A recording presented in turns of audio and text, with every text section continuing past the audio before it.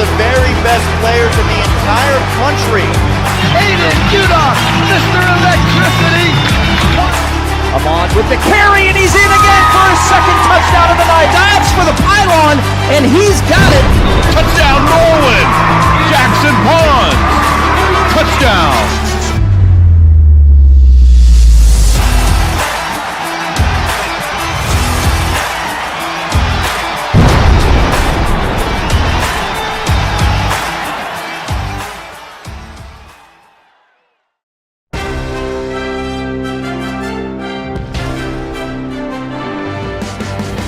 Westmoreland County High School football is on the air.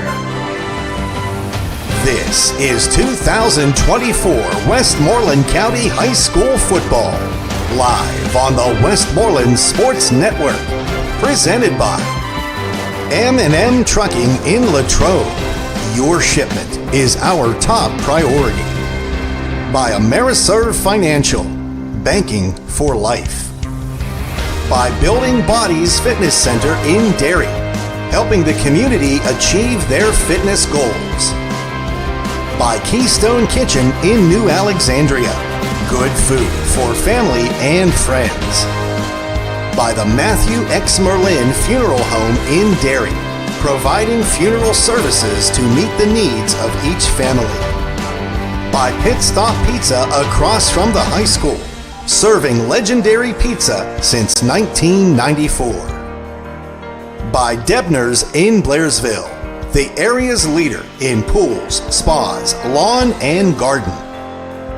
By Huss Chiropractic in Loyal Hannah, live well adjusted. By Barclays Dairy King in Derry, the best ice cream with the largest portions in town. By the Cooperstown Event Center in Latrobe, for all of your life events. By the McCabe Funeral Home in Derry, thoughtfully assisting the Derry community in their time of need. By the Derry Area Education Association, every student, every day, we make a difference. By Industrial Packaging Supplies in Blairsville, specializing in product protection for all shipping needs. By Doctors Hansen and Torba in Derry, providing exceptional dental care in a comfortable environment. By Innate Fitness in Latrobe, changing the game. By State Farm Agent Sarah Crispin Thomas. Like a good neighbor, State Farm Agent Sarah Crispin Thomas is there. By the FO Eagles, people helping people. And by the Derry Area Football Boosters. Now, the Westmoreland Sports Network takes you live to the stadium for tonight's pregame show, presented by Innate Fitness in Latrobe. With Bob Lisinski, here's John Flickinger.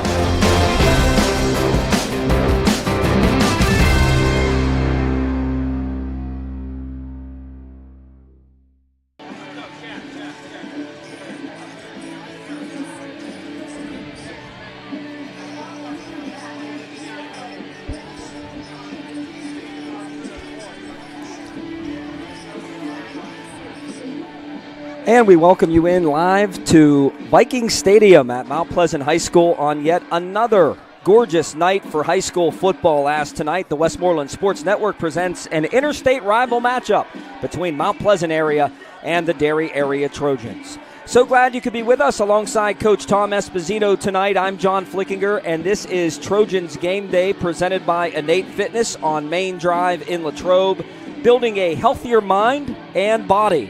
Tonight's game, Coach, has quite a few storylines for the Trojans.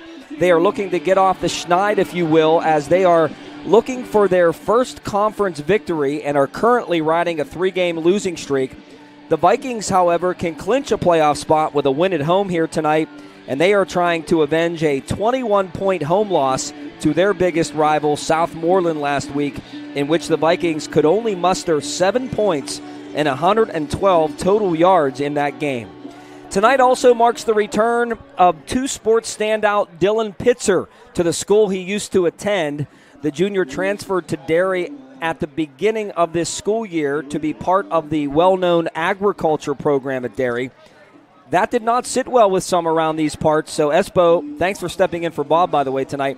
This should be a physical affair with a lot on the line for these two teams. It should be, John. Like you said, gorgeous night, nice venue for a game. The rolling hills and the leaves changing colors. But beyond that, it is a very important game for Mount Pleasant. They can clinch tonight. Derry's looking to snap a 3-game losing streak. And as you said, Dylan Pitzer, I'm sure it's a big night for him as well. Great kid, very respectful, and I look for Dylan to have a big game tonight and, hopefully get the ball rolling for the Trojans. As I mentioned, both of these teams suffered conference losses a week ago. The Trojans were shut out at home by Greensburg-Salem 28-0. Way too many penalties and mistakes by the Trojans in that game, and the Golden Lions hit some big plays, including a 49-yard touchdown run on the first offensive play of the second half as the Trojan offense continued to sputter. Damari Robinson was back last week. He had 28 yards on 5 carries before having to exit the game by halftime after re-aggravating his lingering leg injury that kept him out for 2 weeks. Damari did not return in the second half. His status for tonight is now out. Originally, it was a game-time decision. I did not see him out there for warm-ups. And last week, the Trojans were outgained 322 to 111. Meanwhile, the Vikings were dominated by the Scotties 28-7. Again, it was the freshman sensation Anthony Smith. He threw for 280 yards and a couple of touchdowns. The Scotties led 20-0 at the half, but the Vikings made it a 20-7 game early in the fourth quarter on a Jarrett Garn 2-yard touchdown run. The Scotties would add another score on a 13-play fourth quarter drive that would seal the deal. It was the second straight season Southmoreland defeated the Vikings, although Mount Pleasant is still well ahead in the all-time series. The Scotties outgained the Vikings by a whopping 430 to 112 yards on that night. And prior to last Friday, the Vikings were on a 2-game winning streak in real close games, defeating York 22-19 and Greensburg-Salem 28-21. So both of these teams are looking to get back in the win column, Espo, but if history repeats itself, scores of other games don't matter much when these two teams match up. It's always physical, and there's a lot of pride on the line. It doesn't matter what sport Derry Mount Pleasant plays. Football, basketball, baseball. It's always a battle. Schools are close, nearby each other, and Derry had a tough go last week, and the injuries that Derry has had puts them really behind the 8 ball because they've been significant injuries to them. And in talking with Coach Arone today, I just told him, I said, I feel for you, brother, because, he's lost some key players on both sides of the football. And, one good thing, Brady Brown's back tonight. We'll see. I was watching him in pregame. It looked like he was moving pretty well. But in a school such as ours, when you lose just one player off of your team, that could be a significant blow to your team. But they're missing 2 or 3 players, and you just got to go to the next guy on deck and strap it on and go. Yeah, it's certainly great to see Brady back in the lineup tonight. Still to come on Trojans Game Day, it's my weekly visit with head coach Mike Arone as we continue on our pregame show here on the Westmoreland Sports Network. The coach is coming up after this. Over 25 years, Husk Chiropractic has stood as a trusted and experienced provider of chiropractic care in Western Pennsylvania. Husk Chiropractic combines award-winning expert care with compassion to provide personalized treatment plans to meet your individual needs. Don't be sidelined with pain. Allow Husk Chiropractic to help tackle your pain and get you back in the game. Contact us today by calling 724-879-4385. Trust the award-winning care at Husk Chiropractic. And remember, don't let pain adjust how you live. Live well adjusted. Hi, I'm Brian Krause. And I'm his wife, Lori. And we're the owners of Keystone Kitchen in New Alexandria. We open at 7 a.m. Wednesday through Sunday. For our made-from-scratch breakfast, enjoy homemade sausage, gravy, and biscuits, corned beef hash, where you can't go wrong with steak and eggs. And for lunch, try our homemade chicken salad, wraps, fresh salads, and the best burgers around. When you come in and see us, we want you to feel like family as soon as you walk through our doors. Everything at Keystone Kitchen is made with love, and we want to pass that on to you. Keystone Kitchen is located on Route 22 in New Alexandria. We hope to see you soon. We believe banking is about more than money. It's about moments, like the time you opened your Ameriserve checking account to deposit that first paycheck, or were handed the keys to your dream house. Then there's the time you spend planning to make your family's future a bright one. No matter where life takes you, you have a trusted team of professionals at Ameriserve to guide you. Ameriserve, banking for life. Learn more at Ameriserve.com. Ameriserve Financial, member FDIC, equal housing lender. At Pit Stop Pizza in Sunoco, you play and we pay. That's right, over $10,000 a week paid out in the Pennsylvania Lottery. We also offer your favorite cold beer and hard ices featuring 5 flavors including blue raspberry, blackberry, and Long Island iced tea. Pit Stop also offers a full menu of delicious foods, from their legendary pizza to their mouth-watering jumbo wings, gourmet burgers, and chicken sandwiches made from scratch. Visit or order online at pitstoppizza.com or just stop in anytime. Located across from Derry High School on Route 982. This is the Coach Mike Arone Show, presented by M&M Trucking in Latrobe. Your shipment is our top priority. Here's John Flickinger and the head coach of the Derry Trojans, Mike Arone. Coach, obviously very disappointing last week, especially getting shut out on senior night. I'm sure the kids were disappointed, as the coaches I'm sure were as well. Yeah, no one's happy about it. Kids weren't happy. Coaches aren't happy. When you lose 28-0, I don't think that score is indicative of what our two teams are like. We just did not play well at all, and kudos to Greensburg-Salem for putting that game away. But we went back to work again this week, and we're here trying to get another win. It sounds familiar. Big plays. Every week it seems like we've been talking about that. Couldn't get off the field defensively on third downs. Some big opportunities to do so, just weren't able to, tackling, stuff like that. But also penalties were thrown in there last week as well. Yeah, those things add up. The first touchdown they had, we get a big sack. I really, watching it on film, I don't know how they call a face mask, but we're not. It is what it is. You have to deal with that kind of stuff. And then we still hold them to go for the field goal. We get another hurdling call, which you don't see in high school football a whole lot. And then, we just don't play the pass well and give them a touchdown there. I think a little later in the half, before they scored the second time, same thing. We had good coverage. We have 2 guys hit the quarterback in the backfield. He scrambles. We're in man coverage. He scrambles for 20-plus yards and gets another first down. So you're exactly right. The inability to get off the field in those situations, before you know it, you're down 14-0. And we put ourselves in a hole that hurt. You kind of explained what I was going to ask you, but prior to that, on an offensive possession, you went back in punt formation. Was that a planned fake, or did Gabe just see somebody coming up the middle and kind of get scared there? Great. So we had kind of been flirting with a rugby-style punt. Gabe is actually a very good athlete. We had told him, we had worked that rugby in practice and had told him, run the rugby. If it's there, keep it. I think that kid got in his face really, really quickly, and he just kind of, I don't want to say panicked, but he didn't think he could get the kickoff, so he ran. So it wasn't really a planned fake. It was more of a let's rugby style it.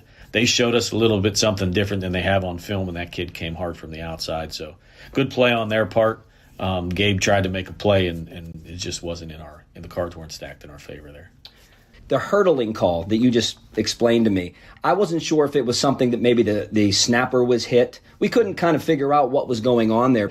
Yeah, you can see it on film from our end zone cam, and Dylan did. He kind of picks his leg, like he goes to jump and then picks his leg up and puts it over the kid.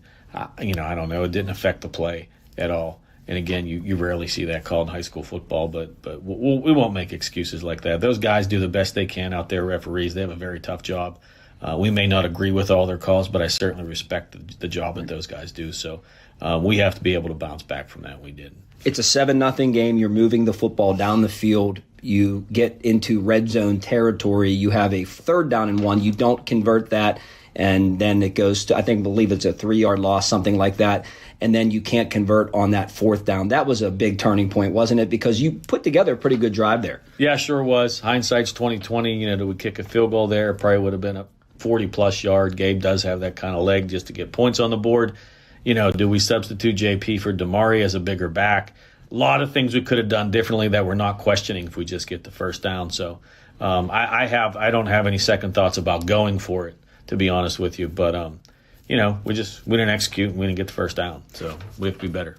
And then it's late in the first half, and Pitzer gets a big sack, sets him back. They have second down and 25. Quarterback pressure again, but he Houdinis his way out of it. And next thing you know, inside the 10-yard line with just a couple minutes left in that half. And that late first half score certainly hurt. Yeah, and that's, we were in our man package there. So when you're playing man-to-man defense, all your defensive backs or guys in coverage have their back turned to the quarterback. And you expect that your down linemen who are rushing to get home. They got home, they just didn't make the tackle, and then the guy gets in the open field and everyone has their back turned. So that's part of it. You take that risk. It's a risk-reward type of thing. And the quarterback made a good play and gets first down, then we can't stop them. So, like I said, we put ourselves in a 14-0 hole going into halftime. Second half, you come out, you try that onside kick again. It did not work out as well as it did the week before, but one play later, they make it 21-0. Yeah, and our tackling was horrendous on that play, to be bluntly honest with you. I think we missed 5 tackles. And you just can't do that. And something we do work on in practice. We've continued to work on it this week. We've changed our practice routine this week to where we're more full live tackling in practice, which is, as the season goes on, you like to get away from that stuff because of injuries and you want to keep your guys healthy. But it's obviously showing on the field that we have to tackle and not just pads or shields. We have to tackle other people in practice appropriately to get better at it because our tackling was really, really poor at times and just can't have it. You have somebody stopped for a 1-yard gain or a 1-yard loss, and it's a 52-yard touchdown instead. So things we've been working on in practice hard, our kids have taken to it. They understand it. So, hopefully it gets better this week. I know Damari gave it a go. He did the best he could, and then you could kind of see him gimpy as that first half continued. Second half, I was looking for him coming down. He did eventually come down. He didn't come down immediately, Coach, and so I kind of knew that that was it for him for that game. And as a team, that has to be kind of demoralizing when one of your leaders who came back, fought back, is now out. Yeah, and my heart breaks for that kid because he's trying so hard. He wants to be on the field. He wants to help his team. And throughout the week of practice, he feels decent. You can still see the limp in the leg. I thought he was, the first series he looked good. And then after that, he just had a real hard time cutting and stopping and starting, and that's a big part of his game. So, hopefully this week he's feeling a little better, but we'll play it by ear to see how much time he gets. Mike, you have 2 games remaining, both on the road tonight against Mount Pleasant. But when you look at the practices that you've had, you're not mathematically eliminated from the playoffs. So you probably are, still looking at that and, something for the kids to play for. How were they emotionally this week? They're great in practice. They we want to end on a positive note, whether that's making the playoffs or whether that's going 2-0 in the last 2 games. That's one thing I can say about this group. They always show up to practice. They take to our coaching, and they're willing to work.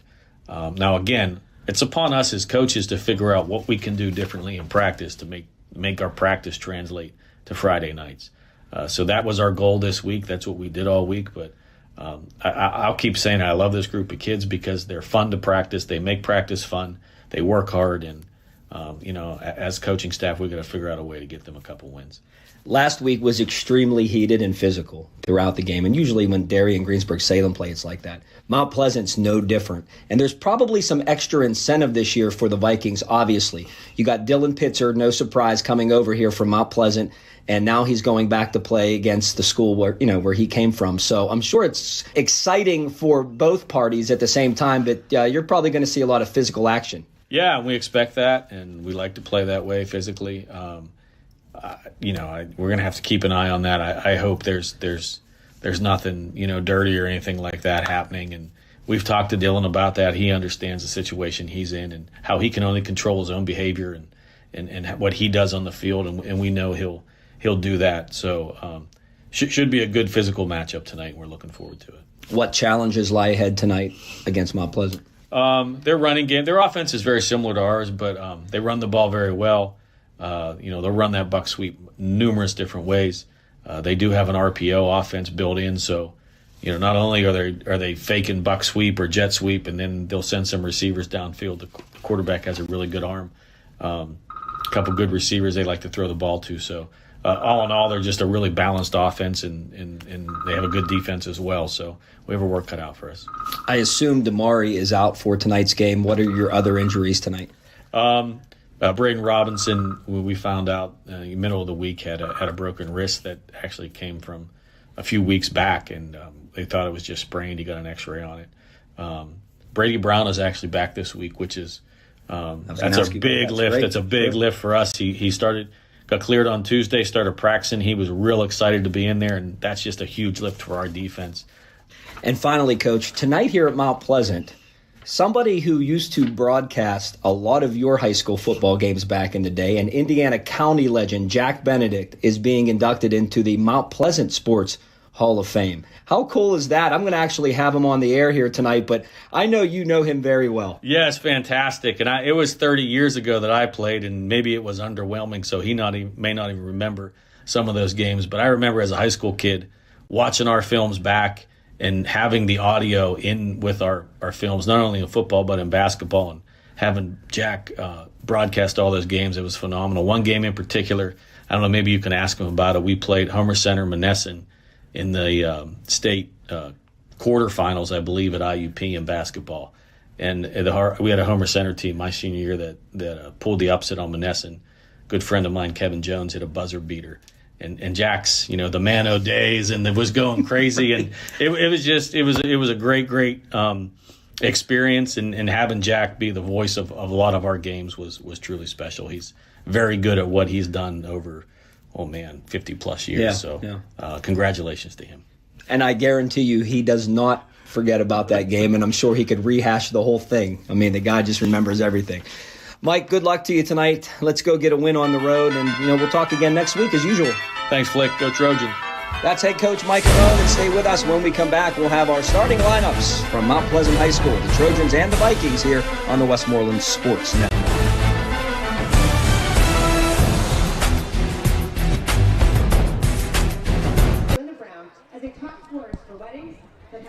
And we are back at Mount Pleasant Viking Stadium. Want to take a look right now at a guy that Espo and I know very well, and that is Jack Benedict, the legend and the voice of Indiana County, who is being inducted tonight into the Mount Pleasant Hall of Fame. Jack was a 1961 graduate of Ramsey High School. Of course, Mount Pleasant was Hearst and Ramsey. They combined to be Mount Pleasant.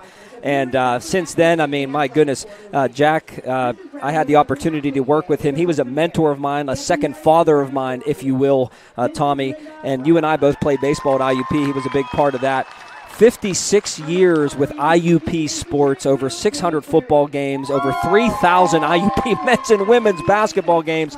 And he is recognized tonight. We're going to have him come up here at halftime and talk with Jack. But what a great story. It's pretty cool that we're here on the same night. It's pretty cool. Like you said, we go a long ways back with Jack and at IUP. But even in high school, I remember him calling some of the games when I coached at Blairsville, a game at IUP that he went absolutely nuts about because we won at the buzzer.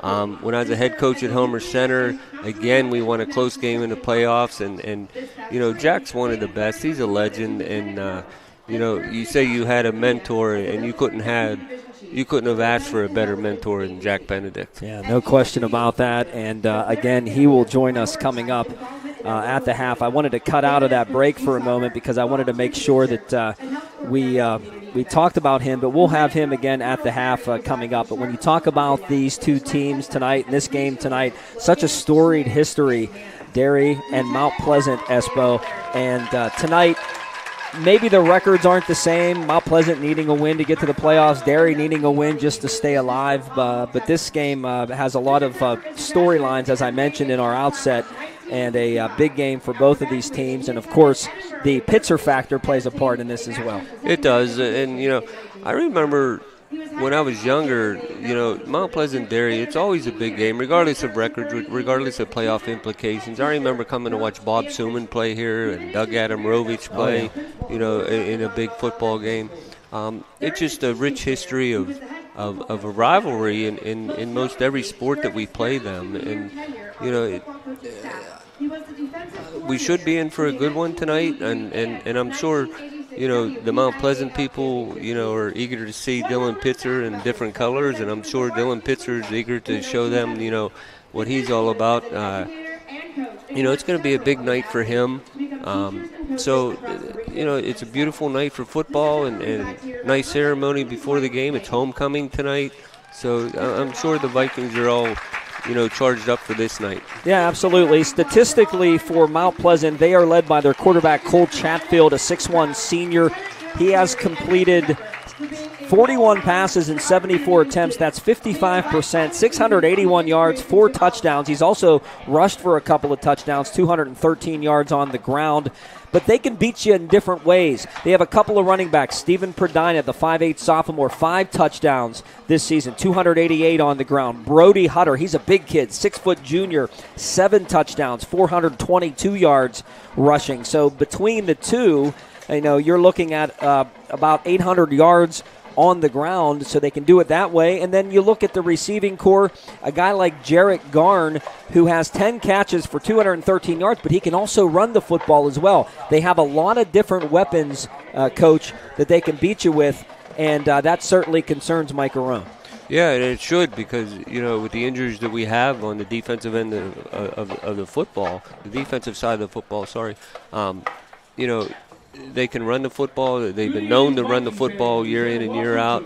But, you know, if they put the ball in the air, you know, they're going to be testing our secondary, which is down a little bit. So we'll see what Coach Moll has with his defensive package tonight.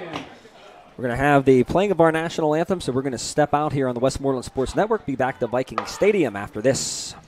Innate Fitness in Latrobe wants to help change your game. Innate uses a unique training experience utilizing professional creativity that will challenge each and every one of your fitness levels.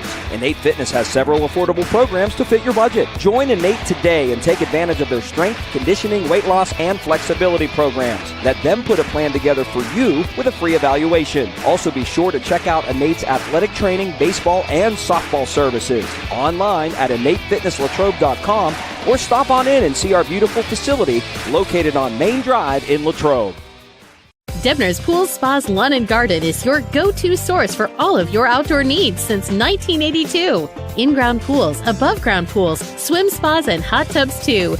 Debner's offers everything from do-it-yourself kits to fully installed special deliveries and everything in between. Let Debner's take the hassle out of your pool experience with the best products and the lowest prices anywhere, so you can start enjoying more priceless time with the ones you love. Why wait? Call or stop in Debner's today.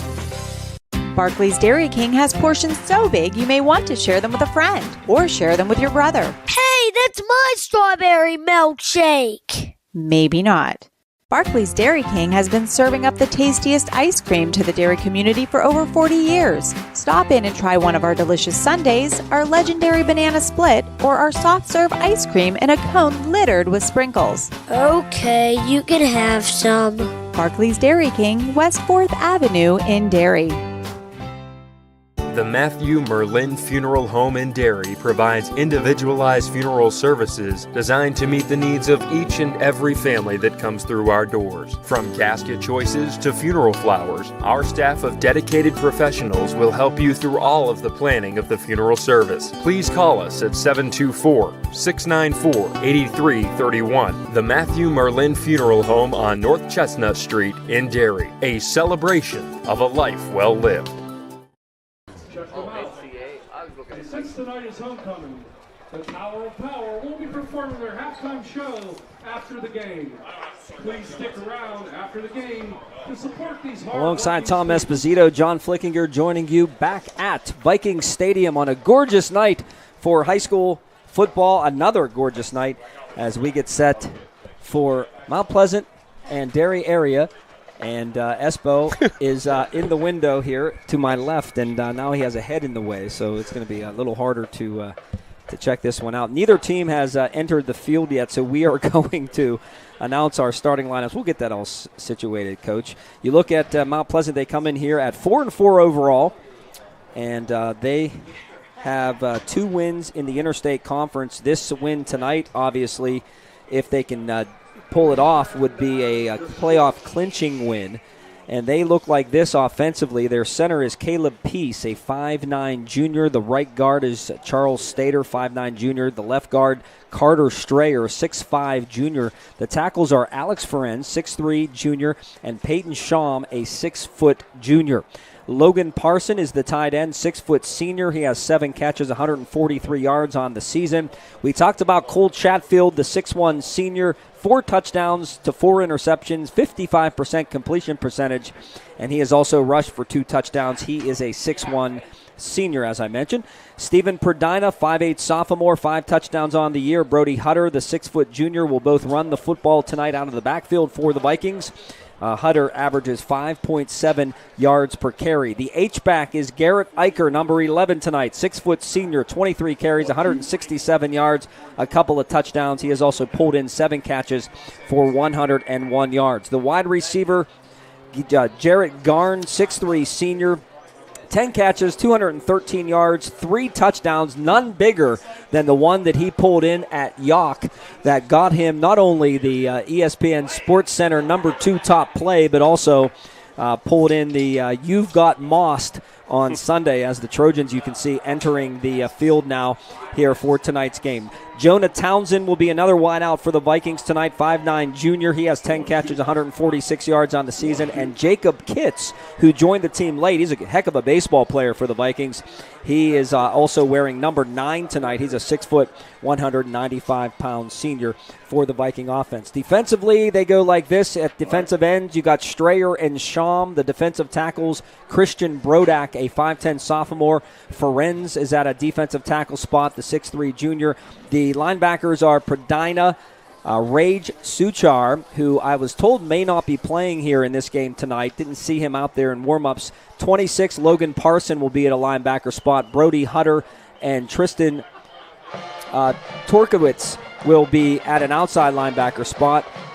Richard Shawley and Garn will be the corners, and Kitts and Eicher will play the safety spots for the Vikings as they take the field. For the Trojans tonight, Espo, they go with Ethan Bendel, the center, the 5'7 senior. The guards are Colin Barkley, 5'9 senior. You'll see Chase Lucon out there as well, 5'10 sophomore. Owen Monick, the 6', 220-pound senior right guard. The tackles are Jake Handel, 6', 250 junior. And it will be Aiden Piper, the 6'3", 300-pound sophomore. The quarterback is Anthony Sacco, 5'6", 130-pound sophomore. 2 touchdowns on the season, 515 yards passing. Max Doherty, the fullback, he has a couple of touchdowns on the ground, 1 through the air, 157 on the ground for Max. Justin Papuga, the bruising tailback, 6'1", 235 junior, 4 touchdowns on the season. He has 396 yards on the ground. The receiving core is depleted, as we talked about. No Max Doprak tonight, so it will be Ricky Daniels getting the start. He's been out there, 6', 180-pound junior, and Carson Wires, 5'8", 130-pound freshman. We'll also see Noah Stow on that receiving end for the Trojans tonight. Defensively, Piper and Dylan Pitzer, who will be wearing number 44 tonight in this game, so maybe we'll see him offensively. We'll get to that in a moment. Pitzer at the defensive end along with Piper. Jake Handel will be up front for the Trojans. The linebacking core, Vinny Dudzinski, the 6'3 senior, Max Doherty, Brady Brown back in the lineup tonight, the 5'9", 210-pound sophomore, and Preston Donovan, the 5'8 sophomore. The cornerbacks are Noah Stow, the sophomore, and it will be on the other side for the Trojans. Carson Wires, along with Brett Klim and Chris Kubistek, will be playing the safety spot. Kubi is a sophomore. So the Trojans have their work cut out for them tonight. They are banged up, Coach. We talked about that, but we got to play football. Yeah, we do. And, it's going to be interesting to see Pitzer wearing number 44. Hopefully he gets some carries and, see what he can do with the football. Captain's out on the field, and I know one thing. I wouldn't want to be tackling him. No, absolutely. Running back number 11, Garrett Eicher. Another beautiful night for high school football.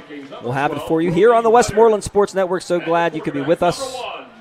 We'll have the Trojan Marching Band get the half, and we'll have our special interview with a mentor of mine and just a legend, really, in broadcasting, Jack Benedict, coming up on our Independence Health System halftime show. But first things first, we got a game, a first half to go here. And the Trojans will be kicking off, and it will be Gabe Guess getting things going here on homecoming here at Mount Pleasant. That's a late homecoming. Yeah. Well, they finished the season, Coach, with 3 home games. So they still have a home game to go next week. But, yeah, you're right.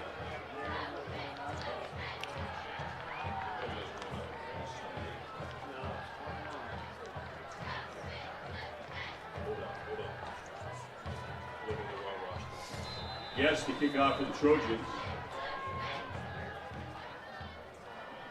Gabe Guess will tee it up. And the return by Eicher, who had a 90-yarder against Greensburg-Salem earlier in the month. And he's run out of bounds after a good return. But Garrett Eicher with a huge return against the Golden Lions. And he has them in good position here. Yeah, they're starting near midfield for their first possession. So let's see what they open up with. Talked about this offensive line. Last week, they struggled. Only 112 yards of total offense for the Vikings against a very stingy Southmoreland Scotties team. Well, I remember watching Derry Southmoreland, and Southmoreland has a nice team, and hopefully our defensive line can do the same thing. Chatfield will line up under center on first down here. As Garn comes in motion, Garn takes the jet sweep to the left. The Trojans are there. They meet him. They drop him for a loss on first down, a loss of 3. As Garn, who has done this throughout the season, he has over 350 yards, and Max Doherty came up and made a nice stick there for the Trojans. And you see 44 in white. That is Dylan Pitzer tonight, instead of wearing his normal 77. And I guess, Espo, that's because he might get some carries tonight offensively. Yeah, I hope so. And he looks a lot better in 44 than 77 to me. The 6'6 Pitzer. A lot of meeting tonight for this game as Chatfield rolls to his right under some pressure. He throws. He's got a man open and is caught by Garn. And Jared Garn is in for the touchdown for the Vikings. 56 yards from Chatfield to Garn. 4th touchdown reception of the season for Jarrett. And the Vikings lead 6-0, and the big plays continue to haunt the Trojans. That was a big play. He was virtually wide open coming across the middle, and you know, kind of made it easy for Chatfield to find him.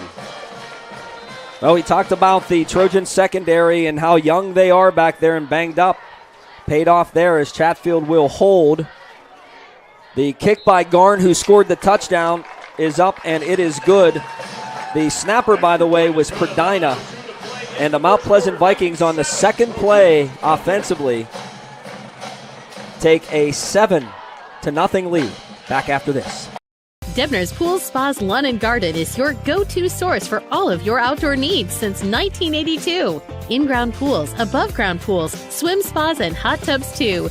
Debner's offers everything from do-it-yourself kits to fully installed special deliveries and everything in between. Let Debner's take the hassle out of your pool experience with the best products and the lowest prices anywhere, so you can start enjoying more priceless time with the ones you love. Why wait? Call or stop in Debner's today. Barclays Dairy King has portions so big you may want to share them with a friend or share them with your brother. Hey, that's my strawberry milkshake. Maybe not. Barclays Dairy King has been serving up the tastiest ice cream to the dairy community for over 40 years. Stop in and try one of our delicious sundaes, our legendary banana split, or our soft serve ice cream in a cone littered with sprinkles. Okay, you can have some. Barclays Dairy King, West 4th Avenue in Derry.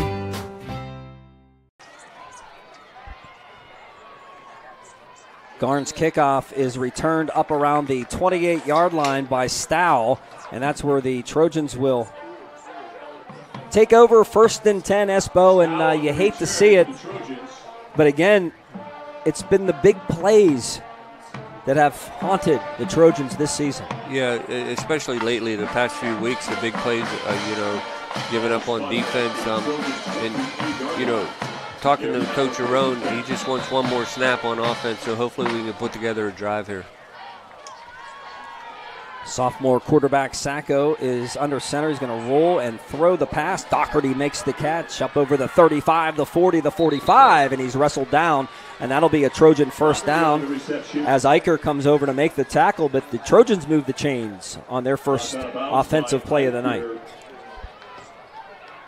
Good pass by Anthony, nice run by Max. Gain of 18 out there midfield. From their 46.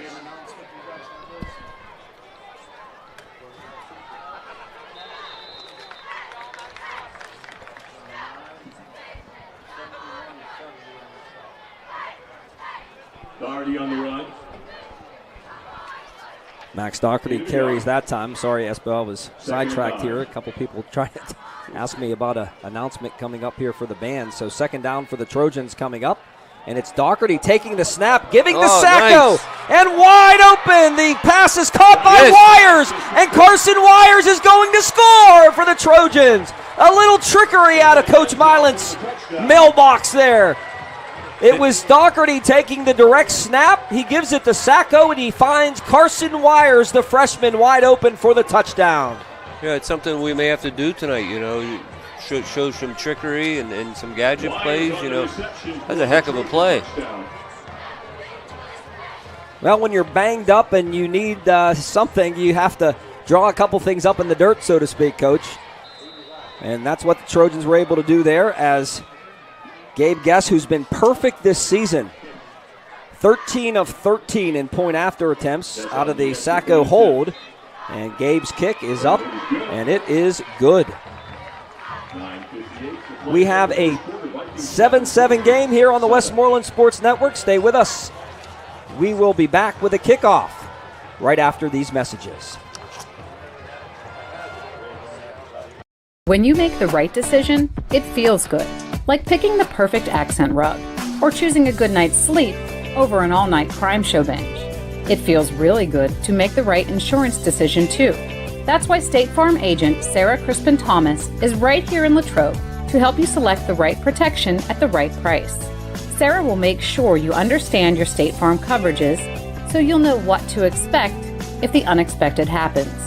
When you want the real deal, like a good neighbor, State Farm is there.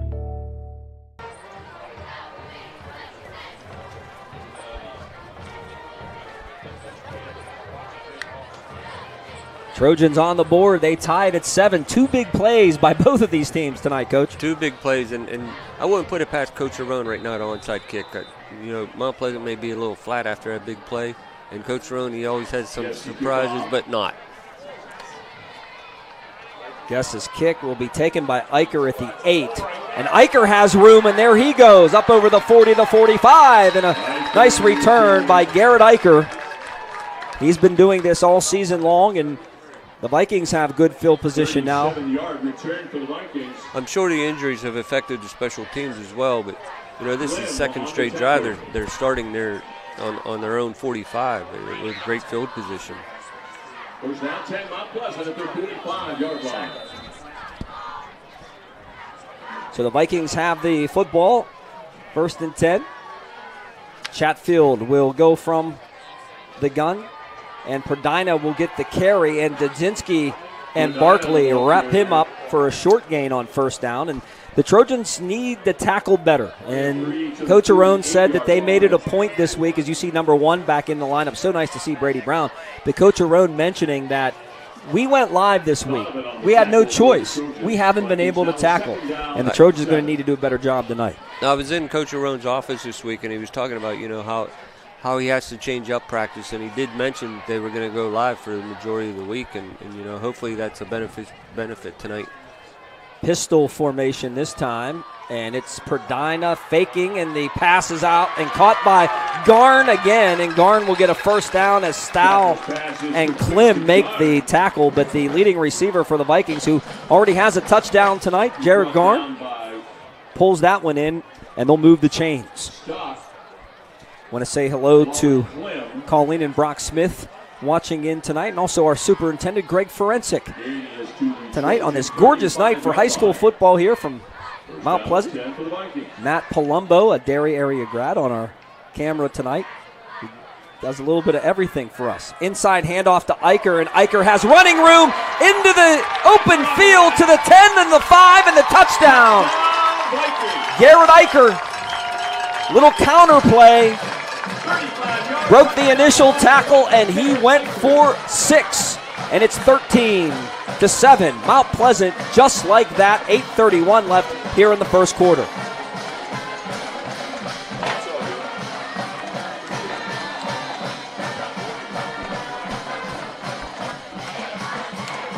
Scoring at will here.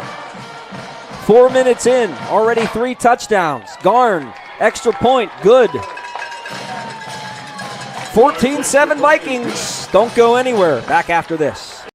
At M&M Trucking in Latrobe, your shipment is our top priority. M&M Trucking provides a fleet of trucks capable of moving one or many loads of freight, concentrating in steel, lumber, mulch, concrete, precast forms, and more. M&M Trucking hauls loads to both warehouse facilities and direct-to-construction job sites. Call 724-539-1044 or visit lmmtrucking.com. M&M Trucking, spanning 3 decades, keeping pace with today's transportation industry.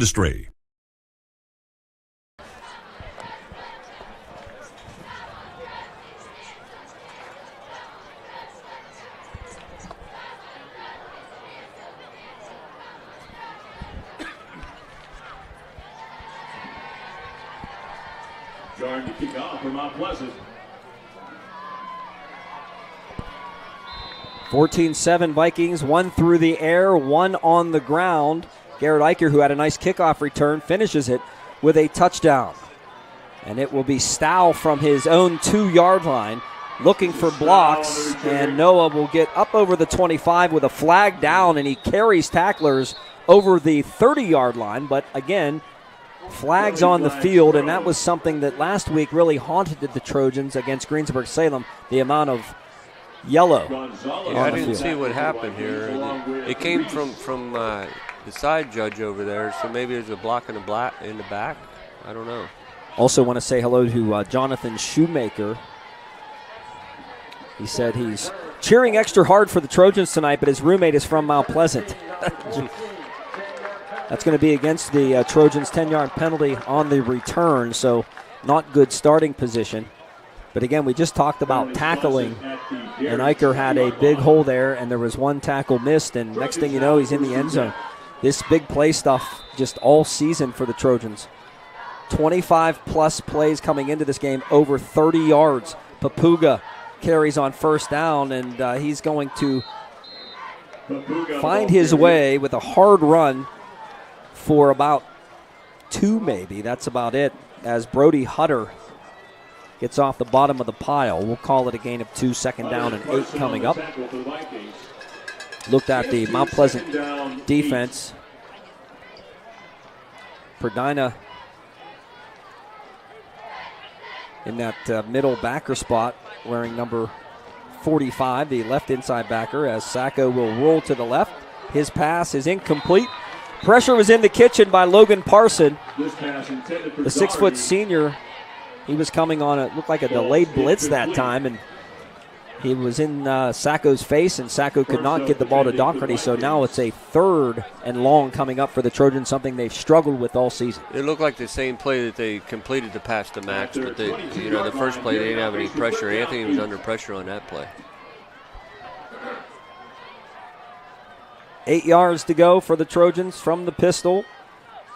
Sacco with a long count. He'll look over to Coach Milan on the sideline.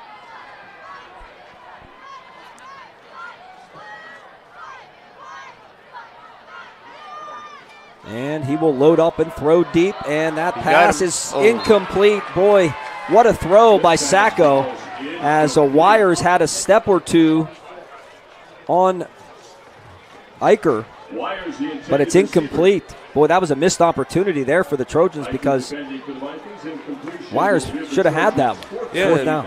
It looked like it went off his fingertips, but it was a nice thrown ball by Anthony, and very catchable. Brady Brooks will await the punt by Guess. Guess will stand at his own 8-yard line. High snap over the head of Guess. He does have some time. He might be able to get it out of there, and he does. Good job. And he does a pretty good job, as Espo just said. And it takes a Trojan roll. Wow, what about that? All the way down to the 44, maybe the 43-yard line from his own end zone after a high snap. Give a lot of credit to someone who's really had an outstanding season. That's the kicker for the Trojans, Gabe Guess. That was a heck of a play because I was seeing where the punt returner was set up and virtually where the ball was down, and for Gabe to do what he had to do to get the ball off.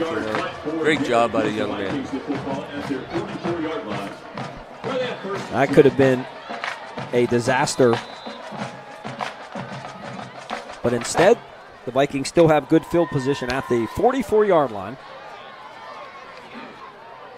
They run that double wing look with Eicher in motion and a play fake and back and loading up is Chatfield for Garn again. And incomplete this time. Oh, and the flag is down. What are they calling on that as Wires looked like he had really good coverage there, but I guess not.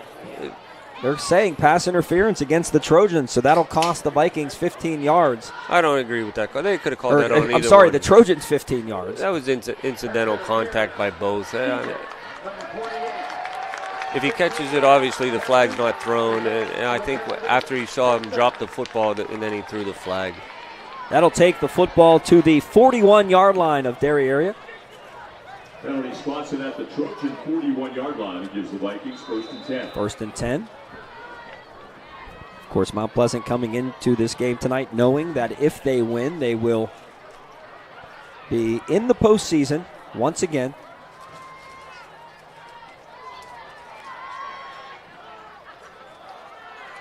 This time the fake by Chatfield. He's going to throw wide open, pass caught, heading for the end zone is Townsend. Jonah Townsend for the Viking touchdown, and the Trojans are getting schooled right now. That young secondary just bit up on that one, and wide open for the second time tonight. It is now 20-7 Mount Pleasant. What a great fake by Chatfield. Everyone. Wait, hang on everything here. Hold on a second. There's a flag down. Flag down, folks. It's on Mount Pleasant. And it's going to be an ineligible man downfield against the Vikings. So what a break by the Trojans. My fault. I didn't see that flag. But it was down, and it's against Mount Pleasant. But if you're the Trojans right now and you're on that sideline, and I know Coach Molnar, I talked to him earlier today, and he said this is going to be a tough situation with these young guys out there in the corners. And, boy, Mount Pleasant is taking advantage right now. They know Coach Jason Fazekas has done such a great job with this team. As Chatfield will throw again, his pass this time is going to be caught, and that's going to be first down yardage to Kitts.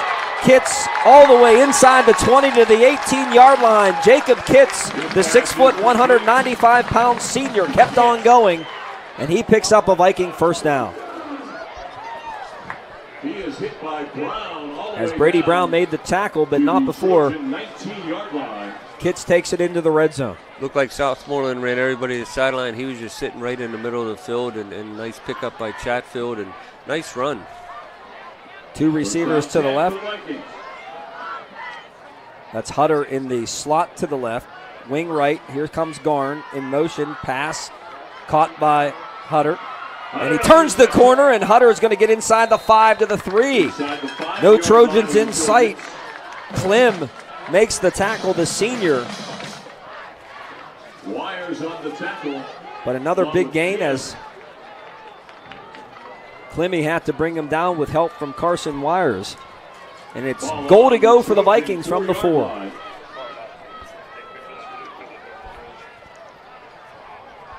We'll have to get Matt Palumbo to check the moon out here eventually. It's a gorgeous moon coming up here at Viking Stadium. There's people taking pictures of it right now. Glowing Halloween type of moon. Here's a handoff on a jet sweep to Garn, and Garn will step in for the touchdown. Very similar touchdown that he has had, well, about 4 times this season. The jet sweep to the right, and the Vikings. Now I can tell you that it is a 20-7 Viking lead after that score by Jared Garn. No flags.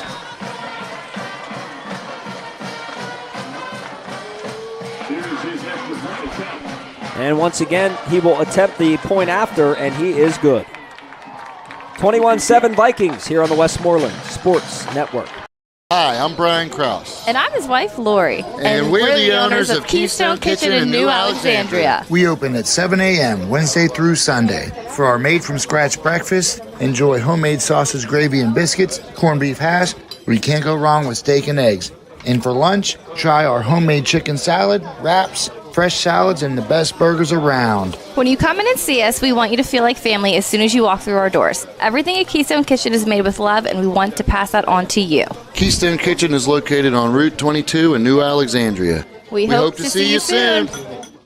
We believe banking is about more than money. It's about moments, like the time you opened your Ameriserve checking account to deposit that first paycheck, or were handed the keys to your dream house. Then there's the time you spend planning to make your family's future a bright one. No matter where life takes you, you have a trusted team of professionals at Ameriserve to guide you. Ameriserve, banking for life. Learn more at Ameriserve.com. Ameriserve Financial, member FDIC, equal housing lender. Into the end zone for the touchback. Garn's kick goes into the end zone, and that's where the Trojans will take over. 20-yard line.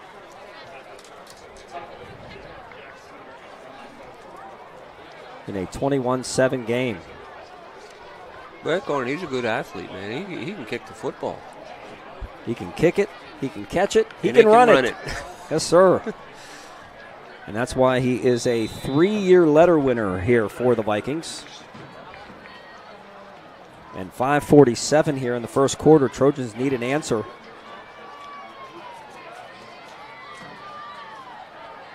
As Sacco will go under center on first down, and he will give to Donovan.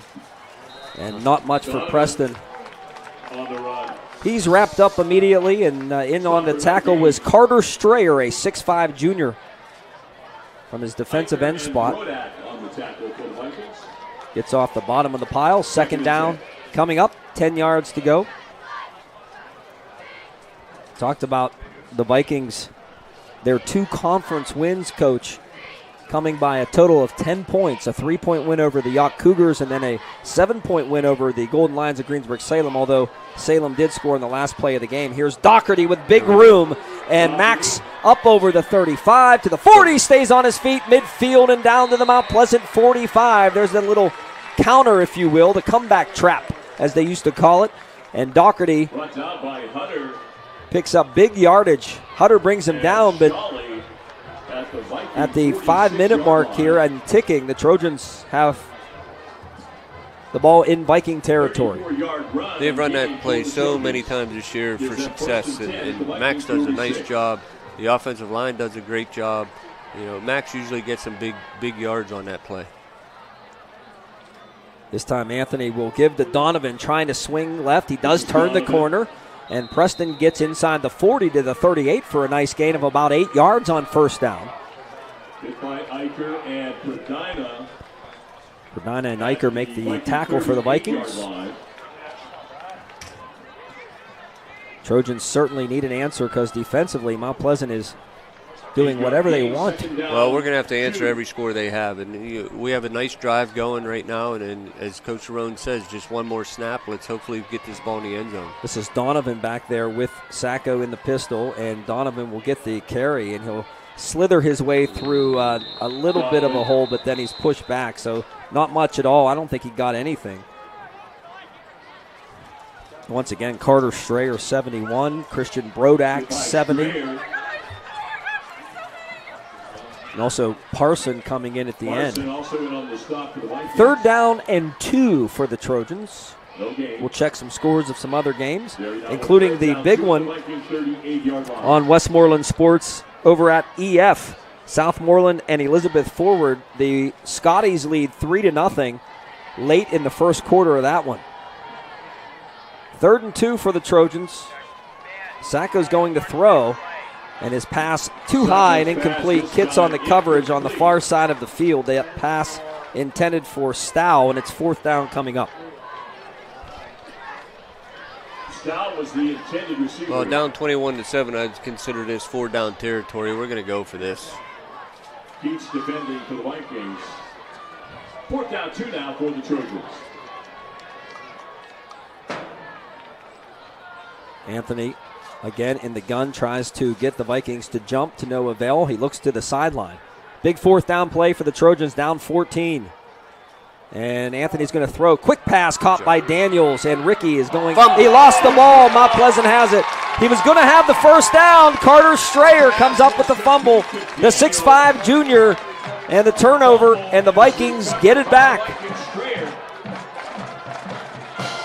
Got to put it away. Ricky did not. And the Vikings take over late in the first quarter with a 14-point lead and the football. That's a big play. Anthony roped up Aldridge Ricky, and unfortunately, he caught it, but he gave it up, and now Mount Pleasant, with a 21-7 lead, we got to step it up on defense right here. Yeah, got to make a play if you're a Trojan fan right now. As the fake and the throw, and again open, but this is a low throw, I should say, incomplete. It was slow developing is what I'm trying to say. Townsend was the intended receiver. 2nd and 10 coming up for the Vikings. 2nd and 10 now for the Vikings. Yeah, this type of offense, they like to run a lot of different types of motions, and one of the assistant coaches on this team, former head coach at Mount Pleasant, outstanding athlete at Greater Latrobe, one of your former teammates at IUP on the baseball team, Bo Ruffner, up here in the booth as part of the coaching staff. Espo, here's a pass going to be dropped by Townsend. He had room to run if he pulls that one in, but it's now 3rd down and a break for the Trojans there. The Vikings have a 3rd and long coming up. It's hard to see everything developing so quickly, but Derry has to cover that flat area. It's been wide open. They scored 1 touchdown off of it. Already 28 points in this game. I was thinking maybe it would be kind of a slug it out type of game. Not looking like that early anyway. Big play here for the Trojans. Townsend all the way to the left. Look for Garn here out of the backfield. And back is Chatfield, but he wants to go deep for Townsend, trying to make up for it. He does with a great catch. And even a better throw inside the 30-yard line. Complete down to the Derry 25-yard line. Not terrible coverage, but really Chatfield put that right on the money. And Townsend stretches out and makes the catch.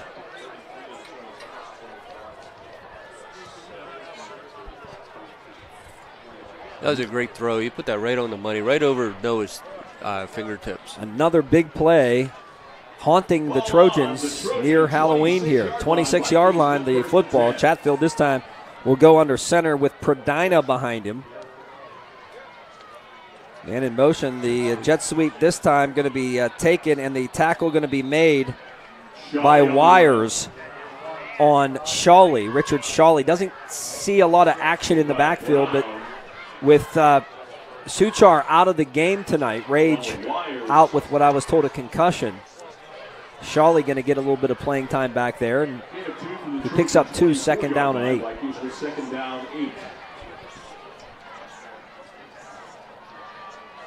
2 receivers to the left, Garn in the slot. Townsend split wide to the left with Pregame to the right from the gun. Chatfield will give to Pregame, and he made the first man miss, and that was Dudzinski, but Vinny slowed him down enough that Pitzer comes in and finishes him off, along with Handel.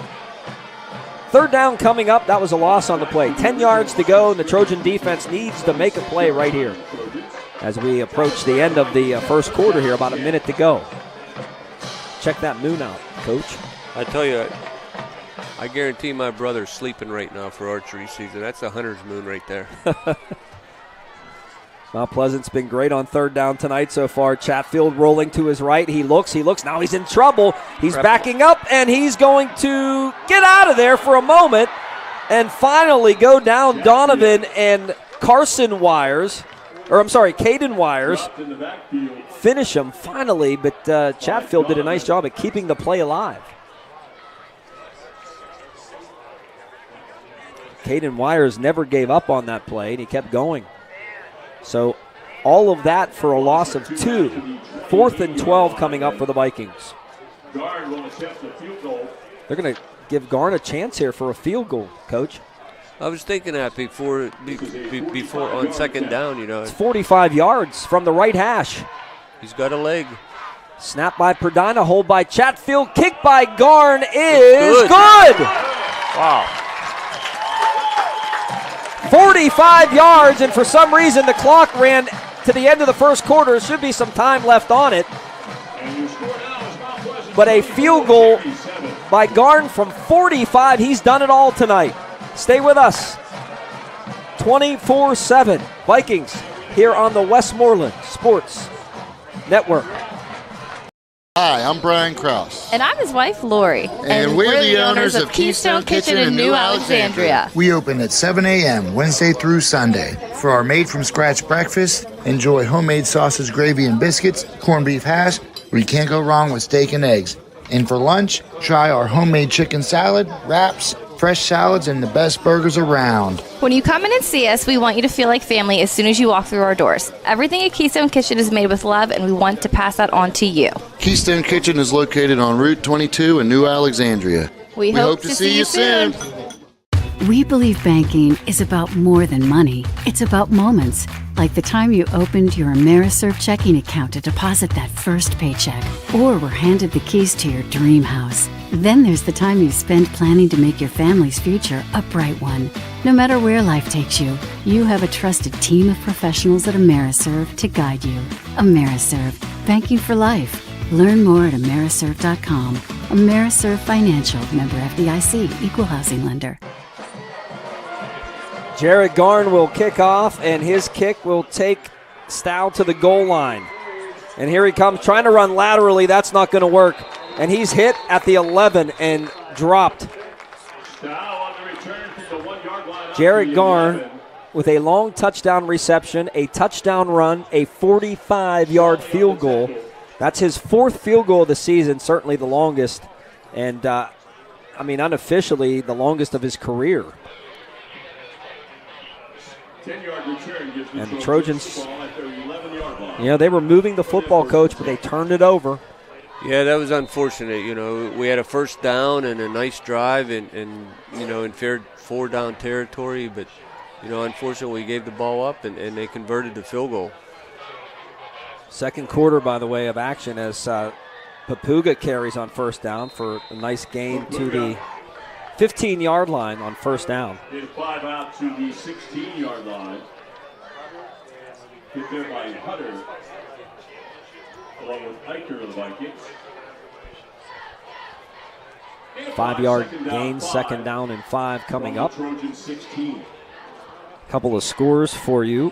Elizabeth Forward and Southmoreland are tied at 3. 10:23 left second quarter. Franklin Regional leads Woodland Hills 3-0. Here's a run off the left side for good yardage, and that should be a Trojan first down. As Sacco kept that time. One of the things Coach Arone mentioned was they're going to let Sacco loose here in the last 2 games a little bit. Allow him to run the football a little bit more, use his athleticism. He got 6 on that, and the Trojans move the chains. At their 22. Kiski area leads Plum 6-0 first quarter. Jeanette 21, Springdale 0 first quarter. Hempfield leads Mount Lebanon 3-0 after 1 quarter. If Hempfield wins, they're in the playoffs. Donovan is hit and dropped in the backfield by Pradina, who came up and made the stick. Second down and behind the sticks now for the Trojans. Gateway leads Latrobe 7-0. Penn Trafford has a 14-0 lead on Armstrong in a big conference game tonight.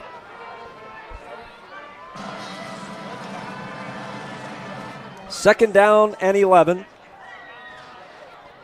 As Sacco awaits the snap, he's back, he looks, he loads up, he throws, and that is too long and good coverage as Garn was on Daniels.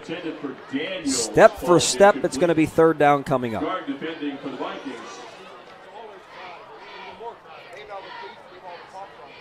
Third down 11 now for Derry.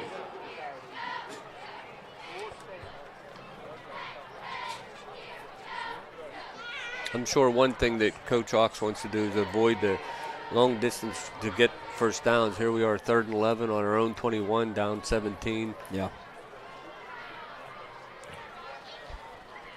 Still early here, second quarter. Trojans did tie the game at 7. This is going to be Doherty taking the snap again. He's going to give to Sacco. Sacco dances his way, but then he's going to go down in the backfield. Nice tackle that time by Kitts. And it'll be 4th down coming up. The Trojans will have to punt it away again. Cartfeld on the tackle for the Vikings.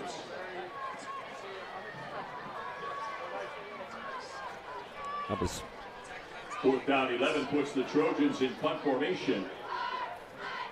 another punt coming up. Guess standing inside his own 10-yard line. Brooks deep for the Vikings. Brady Brooks will stand back there. Good snap this time. And he kind of shanked that one, Coach. And it's going to take a Mount Pleasant roll back to the 41-yard line of the Trojans. That's where the Vikings will take over here. And really starting to get away for Derry right now. Yeah, hopefully we can get a 3 and out, get the ball back and get a drive and maybe get a field goal or put the ball in the end zone. But the first time Mount Pleasant starts in Derry territory here, so you know they've had some big plays. We need to avoid those.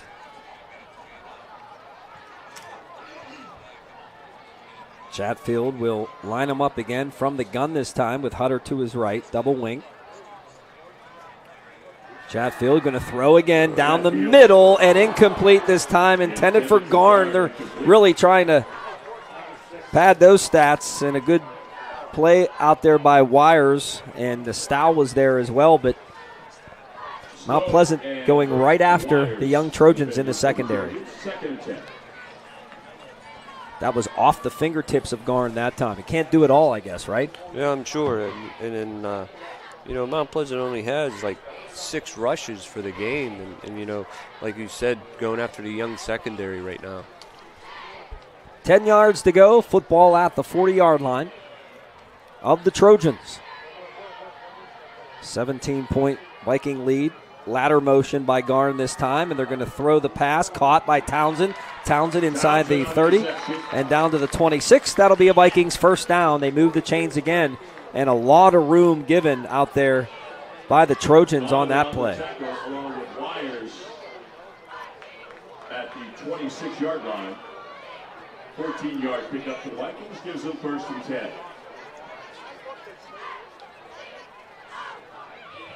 Chatfield so far is 6 for 8 for 174 yards passing. Yeah.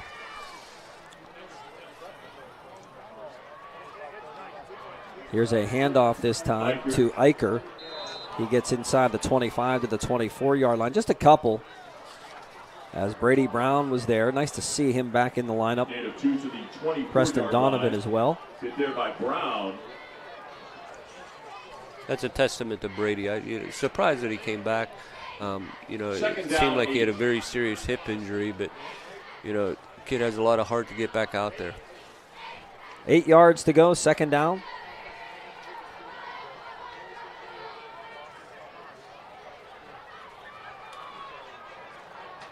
Nice crowd on hand here at Viking Stadium as Hutter will carry this time, and Hutter will search his way through a hole and stay on his feet. He runs hard. Watching him on film and out of bounds on the far side. They're looking for a flag, but there wasn't too much over there. It's going to be about 3 yards shy as Vinny Dudzinski and Doherty was over there, and Pitzer as well. We'll spot it at the Trojan 19. It'll be 3rd and 3 coming up. 3rd down, 3 now for Mount Pleasant.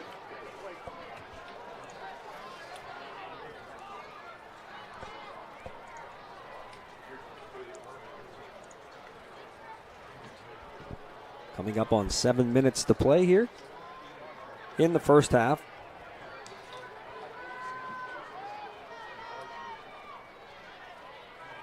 And it's a fake to Hutter this time, and Lucon tracks him down. Lucon and Doherty in the backfield. Back to the 26. Lucon on the tackle for the Trojans. Not having it that time, as you see. 25-yard line. Number 52, Chase Lucon, the 5'10", 210-pound sophomore, and he's excited, and he should be. That's a big play right there for the Trojans.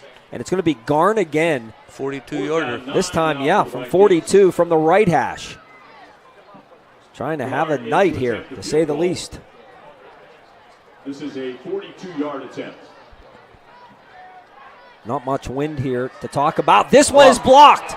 The Trojans block it, and that should be, that's just going to die right there at about the 15-yard line, and the Trojans will get it back. So they hold the Vikings that time.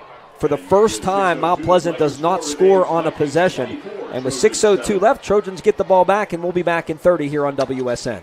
When you make the right decision, it feels good. Like picking the perfect accent rug or choosing a good night's sleep over an all-night crime show binge. It feels really good to make the right insurance decision, too. That's why State Farm agent Sarah Crispin-Thomas is right here in Latrobe to help you select the right protection at the right price.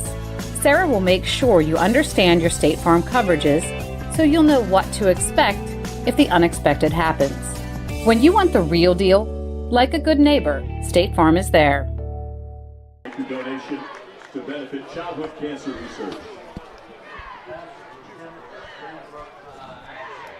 On first down, Trojans trying to get it to Stow, incomplete. Going to be second down and 10 from the 16-yard line, Espo. But for the Trojans, they can really get back into this game if they can mount a drive here. The 5:35 mark here of the second quarter. Yeah, any kind of drive, get the ball in the end zone, take up most of the clock, go down 10 and a half. Anthony will throw again, this time over the middle. This is tipped and incomplete. Boy, Perdina got his hand on it. This pass intended for Wires. Third down and 10 coming up. And, watching Perdina play defense on film here this week as I was prepping for this game, he's a good one out there, and he's only a sophomore. Mount Pleasant has a lot of young players on their team as well. Third and 10 at their 16-yard line. Starters, that is. Third down coming up for the Trojans. 10 yards to go. Sacco this time gets hit as he throws, and that pass is incomplete. Got it out there quickly. Wires the intended receiver. Kitts on the coverage, and it's fourth down coming up. Keats defending for the Vikings. Fourth down, 10 now for the Trojans at their 16-yard line. Yes, into punt formation. Brooks deep for the Vikings. Guess will kick it away. He'll stand at his own 3-yard line.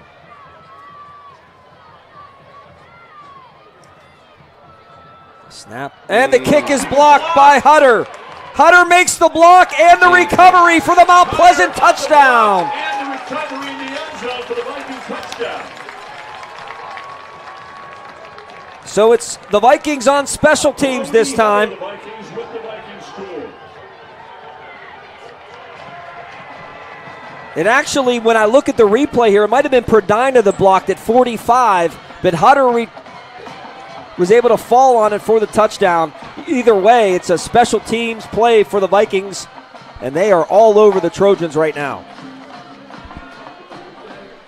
Yeah, it's unfortunate to have that block punt for a touchdown to boot, and our backs are against the wall right now. Garn's kick is good. 31-7 Vikings here on the Westmoreland Sports Network. Pit Stop Pizza in Sunoco across from Derry High School not only serves its legendary pizza, they offer so much more. With a fully loaded menu which includes their signature made-from-scratch gourmet burgers. Try their mouth-watering Moad Burger. 3 delicious 8-ounce Angus patties on a brioche bun, loaded with 6 slices of cheese and 9 pieces of crispy bacon. Pit Stop also offers Pennsylvania Lottery and all of your favorite beers and hard icings. With 5 flavors to choose from, Pit Stop Pizza and Sunoco reminds you to drink responsibly. Hey Trojan fans, this is Mike Moxenchuk, president of the Derry Area Education Association. The DAEA would like to wish the Trojan football team, cheerleaders, and marching band best of luck this season. We strive to make a difference in our students' lives and prepare them for the challenges and successes that lie ahead. The Derry Area Education Association. Every student, every day, we make a difference.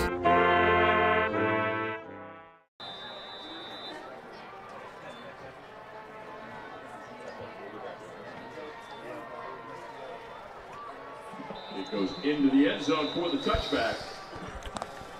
Another touchback by Garn.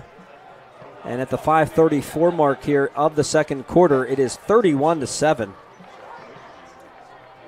All Vikings. And they did it on special teams that time, Coach. Yeah, big play on special teams. And, years past, as we watch Derry, Mount Pleasant play football, it's usually, a grinded out game on the ground. But, Mount Pleasant's taking advantage of that secondary and putting the ball in the air for some big plays. Trips to the right this time. Sacco's just going to give the football off to Doherty, and he's hit by Pregame and dropped after about a yard gain. Got the ball carrier. Hit by Pregame. Gain of 2 to Say Papuga there, but line. it was 9. 8 now for Derry. Second down, 8 yards to go. We'll check scores at the half. Our Independence Health System halftime report. The Derry Area High School Marching Band will perform, and we will have that interview with the now Mount Pleasant Hall of Famer. Just to add to his collection, Jack Benedict will be up to join us as Sacco's pass incomplete, intended for Frank, and Hutter almost got his hands on that. And if he does, it's going back the other way for 6. Oh, my goodness, that was close. Hutter defending for the Vikings. Third down, 8 now for the Trojans.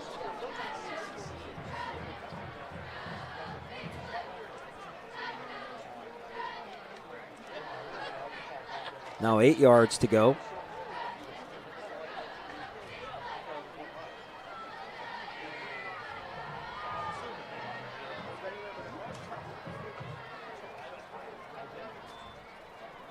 Sacco hit hard as he throws this one, and Frank, the intended receiver, passes incomplete. Shawley on the coverage, and it's going to be 4th down now for the Trojans. Man, did he take a shot there, did Sacco. He did, and there was some contact there on the pass that no call downfield, but Anthony did take a big shot on that play. Trojans now with 4th down, 8 at the 22-yard line. We'll also have the Trojan game break by Coriana Whiteman coming up. Congratulations to head coach Brock Smith and the Trojan volleyball team who made the playoffs with a big win over Franklin Regional on Thursday, and they will, as Guess will host a playoff game. There's a bad punt by Guess, and it does take a little bit of a Trojan role, but not much. Nothing going right now for the Trojans, but the volleyball team will host Albert Gallatin on Monday at 7 o'clock at Trojan Gymnasium. But Mount Pleasant will get the football back here and really try to put the dagger in this one, Coach. Yeah, hopefully we can keep them off the scoreboard. But, you were talking about girls volleyball. We came back from Latrobe. We played Latrobe on Wednesday night, ran a little bit with them, and what an exciting night in the Trojan Empire. The girls really played well, and a lot of energy, a lot of enthusiasm, and they beat Franklin Regional in 3-0, and they played very well, and very happy for Coach Smith and the girls moving on into the playoffs. Now we have quarterback for the Vikings. New quarterback in there for the Vikings. That's Firmstone, and Dane will hand to Garn, and Garn will get outside, and Garn will get some yardage as Stow pushes him out of bounds. Dane Firmstone, the 5'7" junior. Stow on the tackle for the Trojans. 4-yard pickup for the Vikings. Second down, 6 now at the Derry 35-yard line.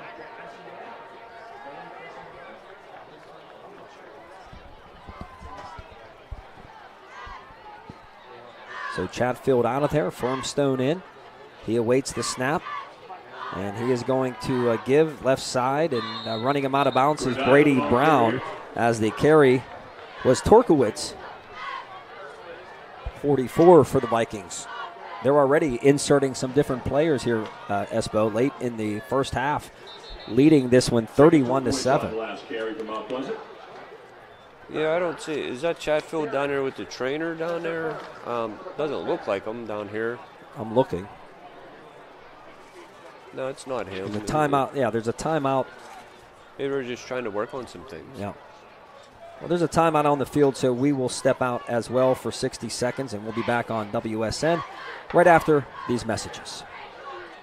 The McCabe Funeral Home has been thoughtfully assisting the Derry community in their time of need for over 45 years. The McCabe Funeral Home offers various funeral services, including traditional and non-traditional arrangements and pre-arrangements.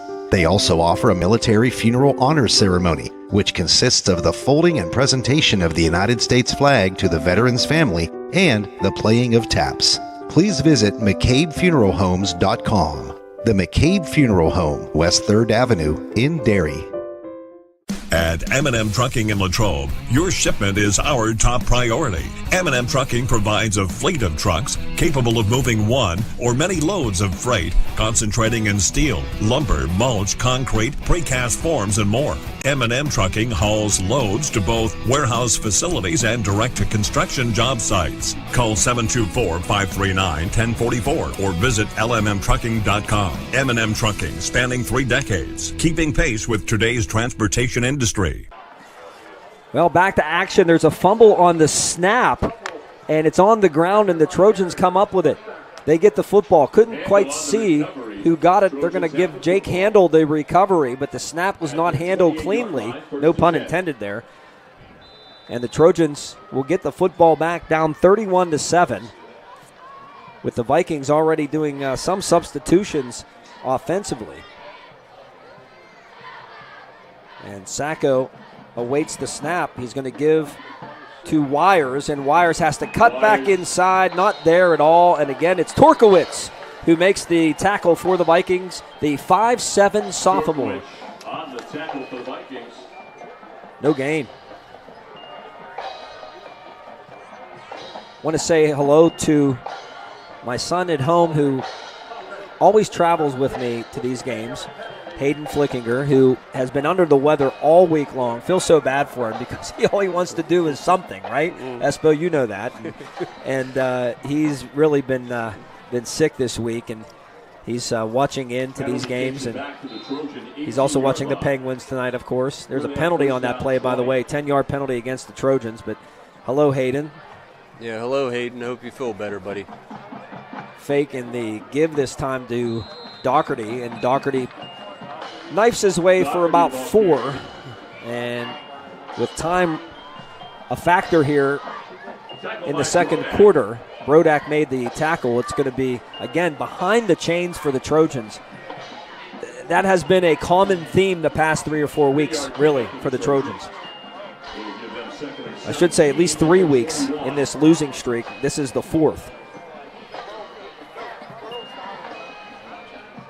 2nd and 17. Sacco under center this time. He's going to roll to his left.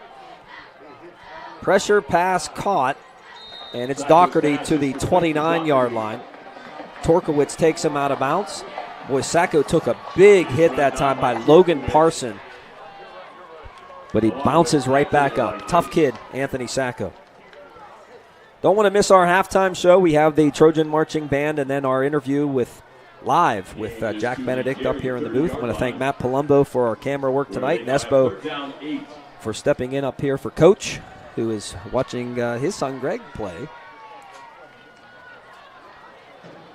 Here is Doherty, right side, stays on his feet, and he's overtaken, but a nice run by Max. Carter Strayer made the tackle, but Max will move the chains. I shouldn't say he was watching his son Greg play. He's done playing. He's coaching. Better correct that. 1st and 10 Trojans, football at the 42. Hurry up here for Derry as Doherty gets the call again. Strayer has him again, brings him down after a gain to the 45-yard line. Just a few yards on that carry. Strayer and Hunter on the tackle. Mount Lebanon now has a 14-6 lead over Hempfield. We'll check some scores at the half if we have some time. Again, we'll have Matt Roble and the Derry Marching Band and Coriana's game break. We'll talk to Jack. Inside handoff this time. Papuga carrying. Strayer, again, another tackle as he took the brunt of that one as big number 10 came in. The train came in for about a 6-yard gain, maybe 7. It's going to be 3rd and about 2. But, man, 71 for Mount Pleasant has been all over the field here in the first half, the 6'5 junior.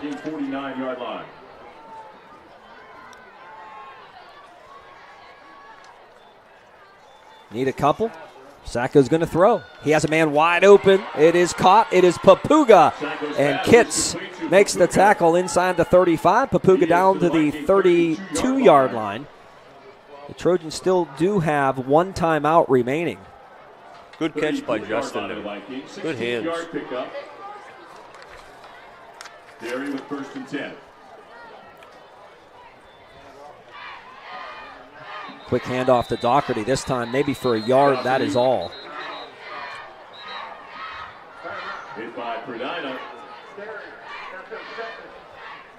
So that's their 2nd timeout. So the Trojans actually had 2. Now they're down to 1. Mount Pleasant has 2 timeouts remaining. I'm glad they called timeout because I couldn't keep up with these stats. And I know they're not going to be as good as Bob's, but I'm doing my best. Flipping his paper over. You know, I was looking for our former athletic director, Brett Miller. I was looking for the sign outside the stadium, Brett Miller Stadium, but I did not see that, and I do not see him. Yeah, no, he's probably enjoying himself at home on the balcony of his new home. We'll keep it here with 44 seconds to go. In his office, he always had a Mount Pleasant helmet, you know. Yeah. Yes, he did. A Viking himself. Some of the spectacular plays that he's made, he always remembered a couple. Maybe there was only a couple. Yeah. Yes, sir. You know who his coach was? Mark Lyons, the longtime now coach of Central Valley, who the Trojans beat up on a couple of times. That was the head coach here at Mount Pleasant at the time where Mr. Brett Miller was playing. 2nd down 10. 2nd down and 10 for the Trojans. Trying to get on the board here with Sacco from the gun, going to fake to Papuga. He's going to roll. He's going to throw off his back foot. For grabs, and Garn picks it off inside the 10. What else has this kid done in the first half other than make catches, run the ball, kick the ball, and pick a pass off at the end of the half? I don't know what year he is. Is he a senior? He is. He'd probably be the homecoming king, too. He might be. He might be. 39 seconds to go, and then we'll see what the Vikings decide to do here. Again, we'll have our Independence Health System halftime report coming up. And we will hear from the Trojan Marching Band, and as I mentioned, we'll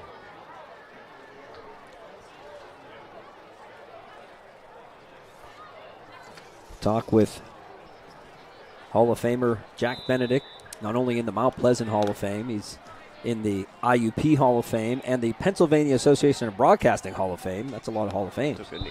They're going to take a knee. They're going to run it out. We're at the half, 31-7. Mount Pleasant in the lead here, needing this game to secure a spot in the WPIAL playoffs. And I think, Derry's not going to call. Nope, they're going to let the clock run. We'll be back with our halftime show. Independence Health System, expert care here.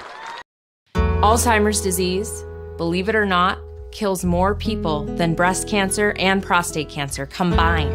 Up until recently, healthcare options to treat Alzheimer's disease were quite limited. We had oral medications, but they were not known to change the underlying trajectory of the disease. Recently, new medications have been released. These medications are infusions that have actually been shown in studies to change the course of the disease itself. We are honored to be the first in our region to provide these medications to our patients. My uncle suffers from Alzheimer's. I have seen the tragedy of this disease, and I have seen its effect on my entire family. At Independence Health System, we are offering our patients and their families the latest in diagnostic techniques, the latest in drug therapies, and most importantly, we are offering them hope in the fight against Alzheimer's disease. Play It Again Sports in Greensburg is your locally owned and operated sporting goods store. We set ourselves apart by offering a wide variety of both new and used equipment at competitive prices. Located in the Greengate East Plaza, below Walmart, Play It Again Sports' knowledgeable staff will help you and your family prepare for every athletic season. Whether you're looking to buy, sell, or trade, we are here as your one-stop shop. At Play It Again Sports in Greensburg, everybody plays. The Matthew Merlin Funeral Home in Derry provides individualized funeral services designed to meet the needs of each and every family that comes through our doors. From casket choices to funeral flowers, our staff of dedicated professionals will help you through all of the planning of the funeral service. Please call us at 724-694-8331. The Matthew Merlin Funeral Home on North Chestnut Street in Derry, a celebration of a life well lived. Hi, I'm Brian Krause. And I'm his wife, Lori. And we're the owners of Keystone Kitchen in New Alexandria. We open at 7 a.m. Wednesday through Sunday. For our made-from-scratch breakfast, enjoy homemade sausage, gravy, and biscuits, corned beef hash, where you can't go wrong with steak and eggs. And for lunch, try our homemade chicken salad, wraps, fresh salads, and the best burgers around. When you come in and see us, we want you to feel like family as soon as you walk through our doors. Everything at Keystone Kitchen is made with love, and we want to pass that on to you. Keystone Kitchen is located on Route 22 in New Alexandria. We hope to see you soon. State Representative Mike Reese was a great advocate for the kids in our community. He felt athletics were a vital tool in raising healthy, happy kids. The Mike Reese Memorial Fund offers grants to local youth athletic organizations so that every kid has a chance to play. Funding is available for new equipment, registration fee offset, facility improvements, and more. Visit MikeReeseMemorialFund.com to apply. At Pit Stop Pizza in Sunoco, you play and we pay. That's right, over $10,000 a week paid out in the Pennsylvania Lottery. We also offer your favorite cold beer and hard ices featuring 5 flavors including blue raspberry, blackberry, and Long Island iced tea. Pit Stop also offers a full menu of delicious foods, from their legendary pizza to their mouth-watering jumbo wings, gourmet burgers, and chicken sandwiches made from scratch. Visit or order online at pitstoppizza.com or just stop in anytime. Located across from Derry High School on Route 982.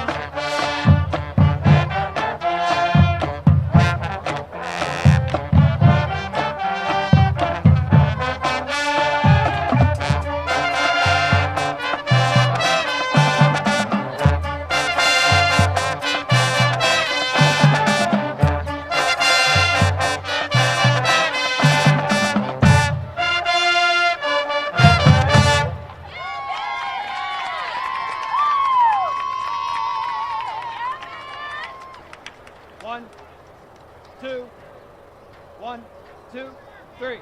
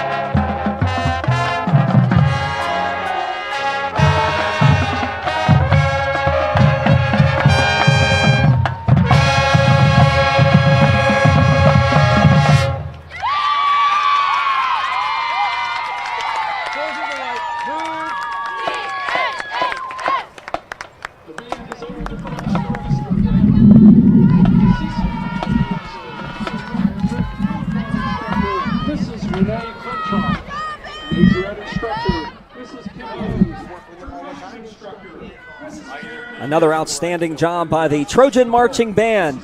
Stay with us. We will have our interview with Jack Benedict coming up here in a moment. But first, we want to get to our Trojan game break and Coriana Whiteman that each and every week does a tremendous job for us. Let's get to that first, and we'll be back with the Hall of Famer.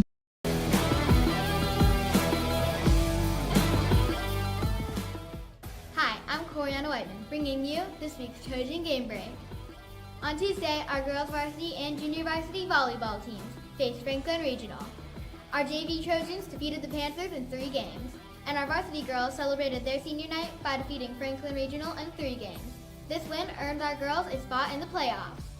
Congratulations to our seniors, Oksana Butchko, Kayla Enos, Emma Grushka, Michael Horwath, Sophia Mazzoni, Reagan Repack, Gabrielle Cisak, Taylor Weimer, and Elena Williams. Our varsity soccer team had a busy week with back-to-back away games against Brownsville and Ligonier Valley.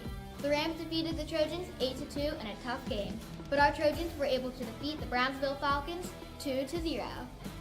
Our junior varsity football team faced the Greensburg-Salem Lions on Saturday. Our boys gave it their all, but the Lions left with the victory, with a final score of 28-21. For the Westmoreland Sports Network, I'm Coriana Whiteman, and this was your Trojan Game Break.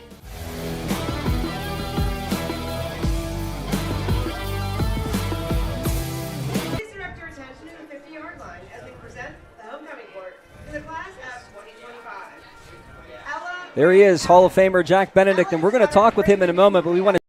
For over 25 years, Husk Chiropractic has stood as a trusted and experienced provider of chiropractic care in Western Pennsylvania. Husk Chiropractic combines award-winning expert care with compassion to provide personalized treatment plans to meet your individual needs.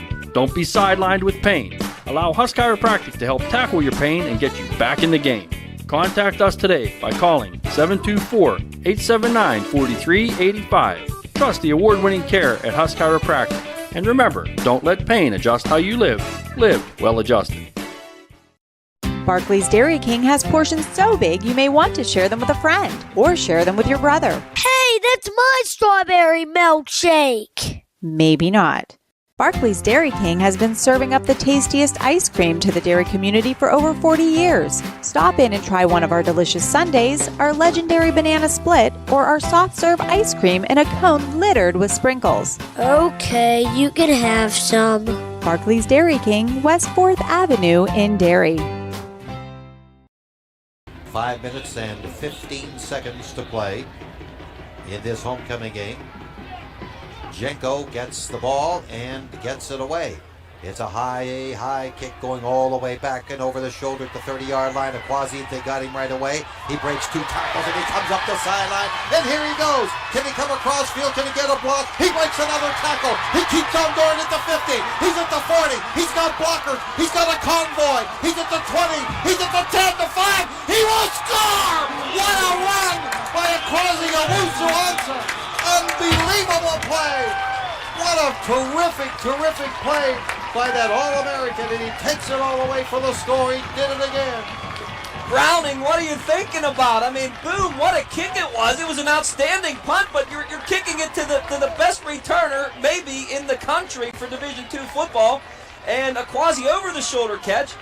As Jack, you mentioned, you called it perfectly. Not only did he break tackles, come all the way across field, but then his teammates got in front of him, made some blocks. Well, that was one of just many clips from the all-new Mount Pleasant Hall of Famer standing beside me right now. My mentor, my colleague, and my good friend Jack Benedict joins us. And Jack, I'm telling you, this guy has been everywhere. And tonight he shows up at Mount Pleasant, 1961 graduate of Ramsey High School. We talked about Hurston Ramsey converging to Mount Pleasant. Jack, so nice to see you. I am, well, it's great to see all you guys up here. I saw one of my high school classmates here, Bill Stoll.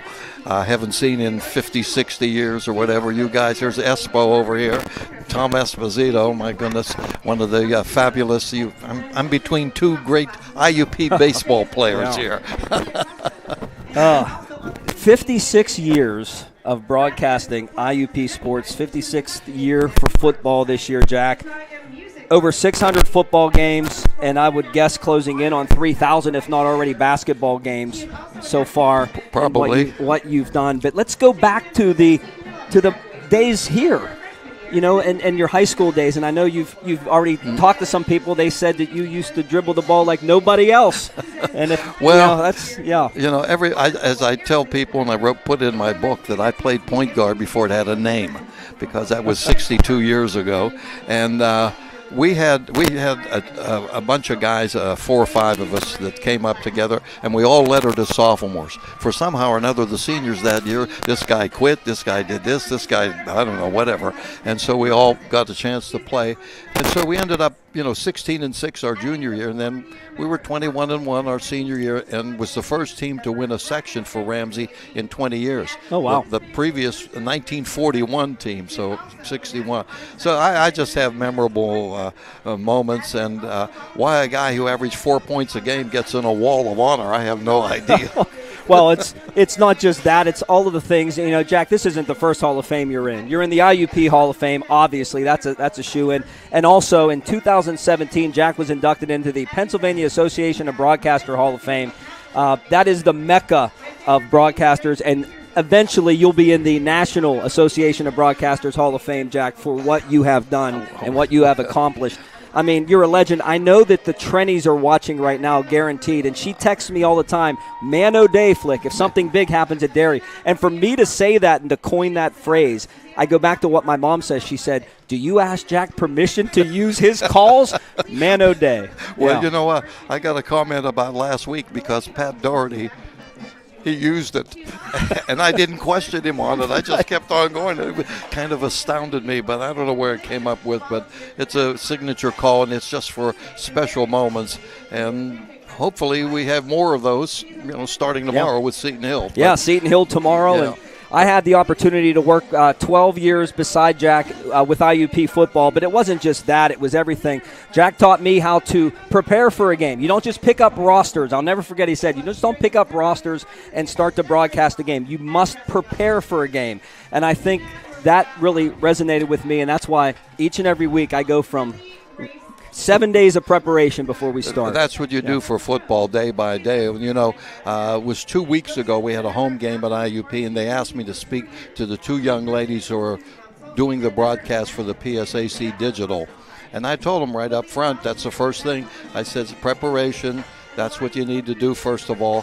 Double check things, make sure you do your homework, and just be basic, especially when you're on TV, because you don't have to give every play. That's right. You know, that sort of thing. You guys, we do almost as much TV anymore as we do radio. Well, I wanted to mention that to you because, you know, whatever happened to the old audio broadcasts? Now, I'm going to make some people mad watching this, but when we do audio a couple of games, I love that because you explain the play, you do the play.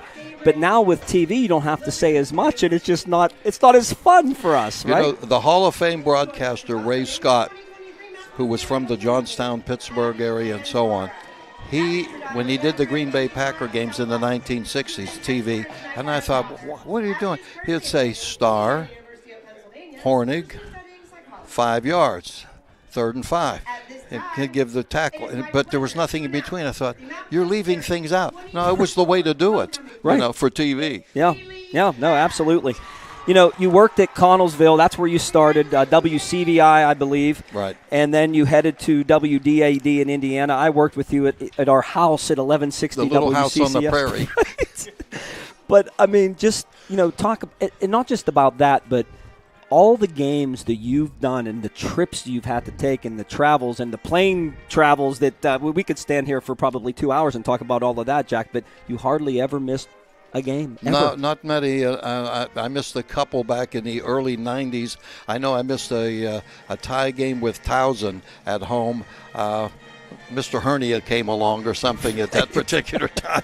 You know, one of those deals. Yeah. But no, not many. And you know, you try to do your best even when you're not feeling as well, and you go from there. And it was really something that I really missed during COVID. And that's why I wrote the book, because it wasn't. And I thought, I'm going to think back. I'm going to double check things, and I'm going to go that route. And there are just so many memories that it's unbelievable. But, hey, you know, if you do something you love long enough, hopefully you get good enough. I want to talk about that book here in a moment. But first, I want to mention that I'll never forget, Jack was supposed to do an IUP game. It was a big game that night. It was a night game.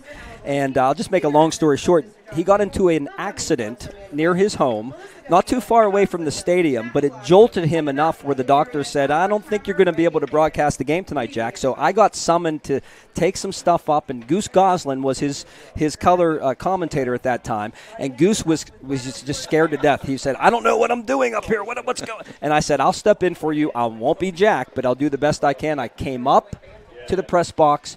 I forgot a piece of equipment. I went back down to the old Bronco that we used to have to bring the equipment up. I'm walking back up, and I kid you not, there's somebody in front of me going so slow, and I'm thinking, buddy, come on, get moving. Move up, let's go. And I look, it's Jack.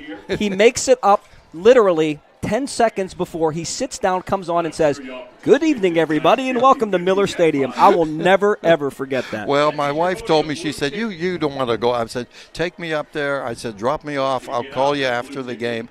And, you know, I think I made the comment that was like an 80-year-old man walking, which, of course, is in truth right now.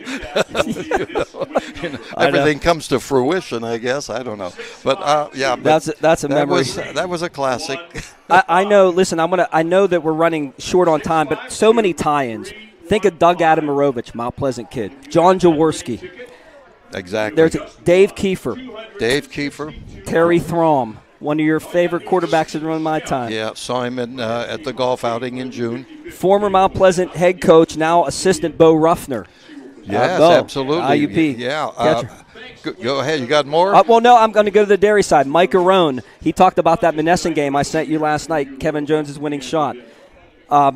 Anthony Sacco, you know the Sacco's names. Craig Sacco, his father. He's married to Lori Perschetti. That's another Indiana County name. The Trennys, Jason Wick, Bobby Suman, Darren Hennigan, Nate George, Tyler Belega, Joe Bellissimo, all Derry people. Yeah. Joe I see quite often at the games. And, of course, the Mystics played at IUP. Absolutely. And Eddie Gorinsky played at IUP. And Jeff Stahl was there back when. I mean, it goes on. And we honored the 64 team this year for the Hall of Fame. And, of course, Joe Bellissimo was one of those. That's right. And a tie-in with Derry, Mickey Watson, who was a quarterback on the 64 team. I played high school basketball against him. So there you go. I know. And then, I could go on, but our athletic director is Nick Raymond now at Derry. His father, Gene Raymond, who you know. Coach Espo, of course. Yeah. And someone else that you know very well, Debbie Bushy. Debbie Zacharanic. And Jack, turn around. This is the second. You got to slide in here, Dad. We're on camera. Second time I see her tonight. You don't have to hug. When she knew you were coming, she was so excited. You even included her in your book, Jack. I did. Which, by the way, a Major League Life.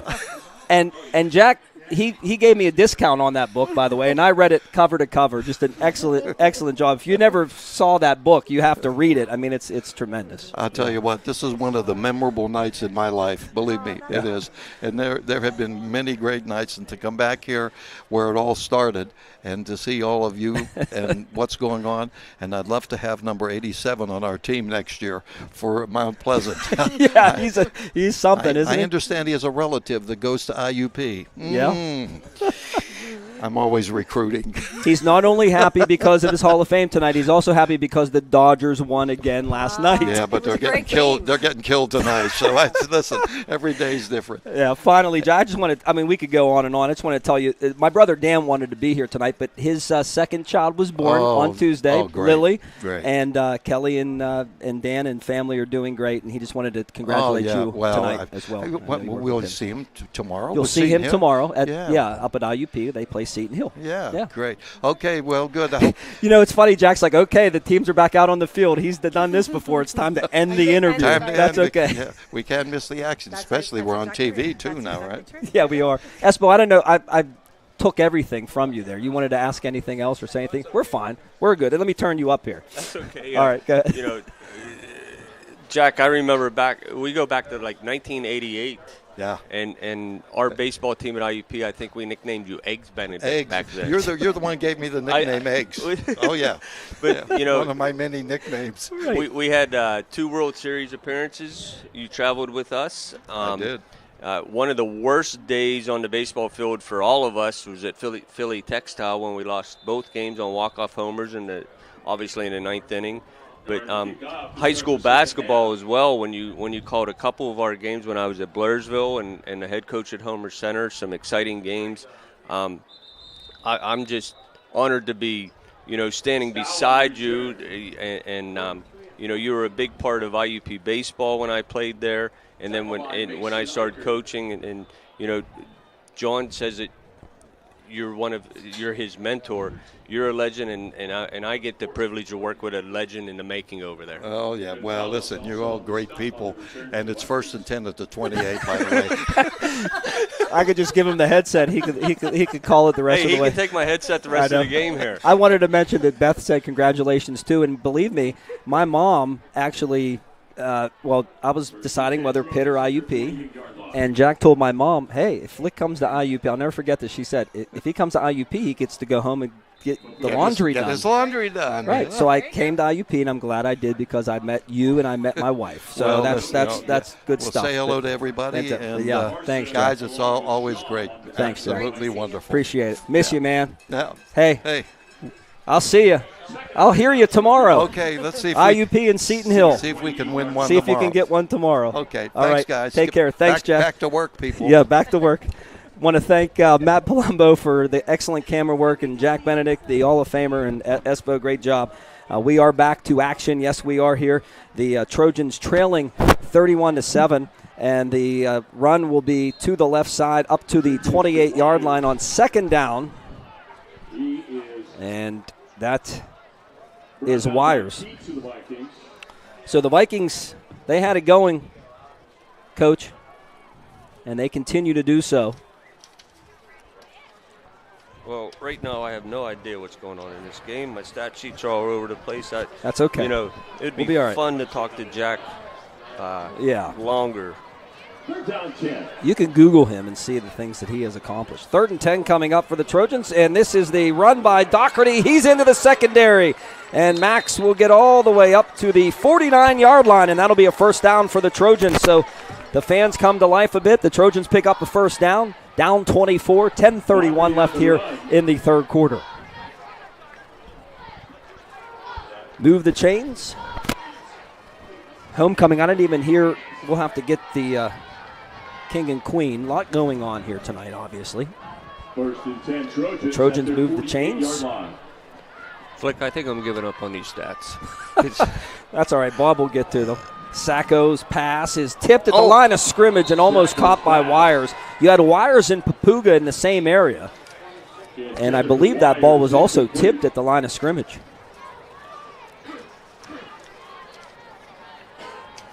Didn't get a chance to even mention Jack and coming here with his family and Sandy, his partner Sandy. It's great people. 2nd and 10 now for the Trojans from that was fun. 48-yard line. I learned a lot from that guy. I'm sure you did. The one thing I can never get that guy has is that voice, that piping voice. Doherty with a good hard run that time, and Mad Max running hard will be tackled by Garn, but it will be close to a first down. They're not going to give it to him. He's going to be a little bit short. line. You know, one thing I wanted to mention to him was when we had the run at IUP in baseball, one year Jerry Hand was the head coach, and the next time we were in the World Series, Owen Doherty was the head coach, and we always ate well on the road with Owen Doherty. Yeah. And this fumble, it's on the ground, and Mount Pleasant has it. Mount Pleasant has it. It was recovered by Logan Parson, number 26 for the Vikings, and they get another turnover. Parson on the recovery.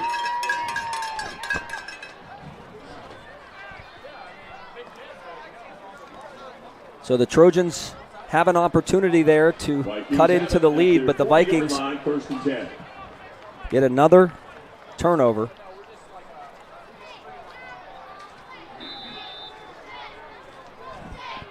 And they have the football. Firmstone, the quarterback, is going to roll to his left. He's going to pass this one too high, intended for Eicher and incomplete. Intended for Townsend, incomplete. Dane Firmstone, the 5'7 junior, he stepped in for Chatfield. And Coach, you had mentioned Chatfield maybe being worked on the sideline. I don't think so. He looks like he's walking okay down there right now, but Firmstone getting the call. And good chance to see him next year be the starter here at Mount Pleasant. His father, Chris, is the head baseball coach. Boy, he has done a tremendous job with the baseball program here at Mount Pleasant. I thought that name sounded familiar, right? He has a nice arm. Yeah, absolutely. Chris playing his college baseball at Cal U. Here's Hutter. Hutter up over the 40 to the 41. The Trojans and Pitzer make the tackle that time, along with Brown and Harris. Speaking of Pitzer, he's wearing 44. I'm waiting for him to get on the offensive end of the ball. Yeah, putting on that 44 jersey. I thought maybe you'd see him a little bit more. Not quite sure of the normal 77. You know, at the beginning of the season, Coach Arona and I were talking. He would be a great H-back. He'd be pretty good anywhere he plays. Yeah, so athletic. Firmstone. Pass. And in and out of the hands of the intended receiver, Townsend. Good throw. Couldn't hang on. Now it's fourth down, and will Mount Pleasant punt for the first time? Yes, they will. We'll send. No, that should say the second time. They punted once earlier, right, Coach? Did they not? We blocked it, yeah. Didn't we block it? No, they blocked ours. We blocked the field goal earlier. It is Garn, and I believe this will be the first time. Standing at his own 29. This guy does it all. And look at that kick. Beautiful over the head of everybody. And it kind of nice dies play. right there, doesn't it? What a night. And Kitts is downs the punt, but Jared Garn has had a tremendous night. And I don't know, did he get the king for homecoming? I'm not sure.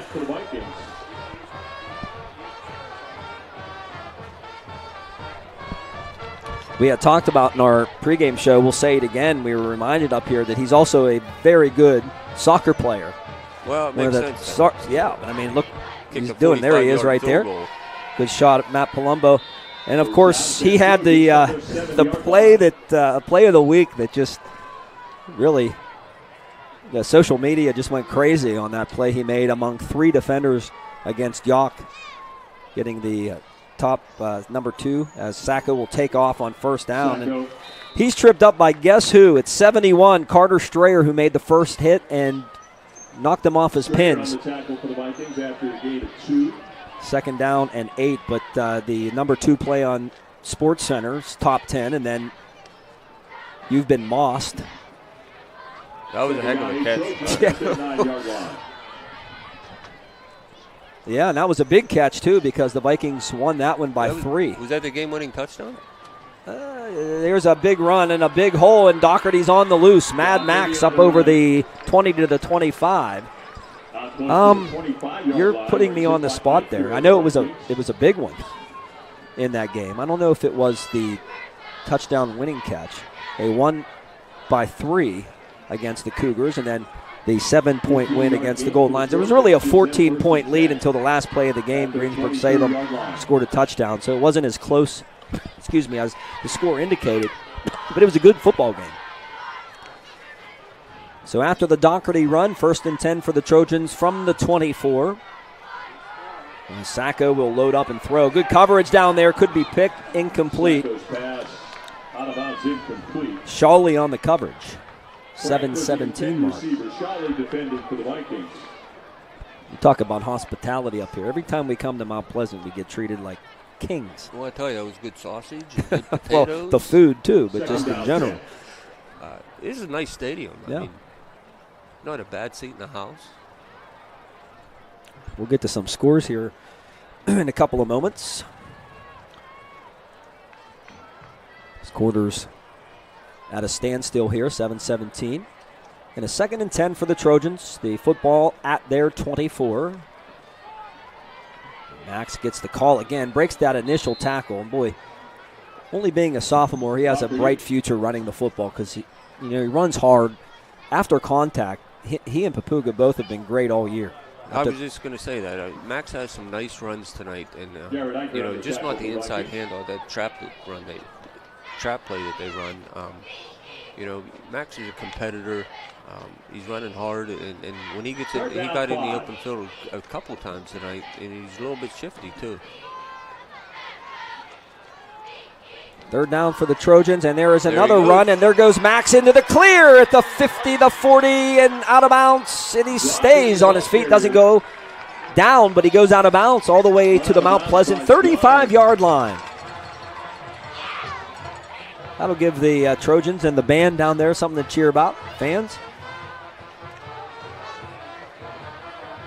Trying to find something positive in a 31-7 game here in the 3rd quarter. 36-yard run for the Trojans. Just like any Derry team, regardless of the sport, they continue to play hard. They continue to grind it out, and hopefully we can sustain this drive and put the ball in the end zone. Yeah, one thing Mike Arone said, he said this team will not quit. There's great, good kids on the team. Here's Papuga. He has a big run, and Papuga inside the 25. The Trojans marching now to the 23, maybe the 22. But Mike says, there's some years where you struggle as a team. You lose some games, and then the confidence goes down, and kids don't want to practice as hard, and you have to keep on them. He said, this is not the team that does that. They come to work. Especially this week when the weather changes. You got a little cooler, and, losing 3 in a row. Got to keep practice upbeat and everything, and I think that's why he went live a little bit, too. Here's Donovan this time. He's taken down in the backfield. And it was Pregame who did the duty there. That's about the third or fourth tackle for loss on the night for number 45. As you see him right there, good shot from Matt Palumbo. By the way, Matty Palumbo, Derry grad, he had his first volleyball match the other night that he did color commentating for. He was tremendous. I mean, the things he was just like I said, it was like you've done this for 10 years. Just a tremendous job. Former Trojan volleyball standout as Doherty this time. Pregame has him, along with Peyton Sham, and it won't be much. I would think volleyball would be very, if you don't know the game, it would be very difficult to broadcast. And Matt was a very good volleyball player, and I'm sure he provided some great insight. Yeah, you definitely have to know the game to broadcast it. I mean, other than that, you're saying back, over the net, over the net, over the net, He's talking about the donut and all kind of stuff.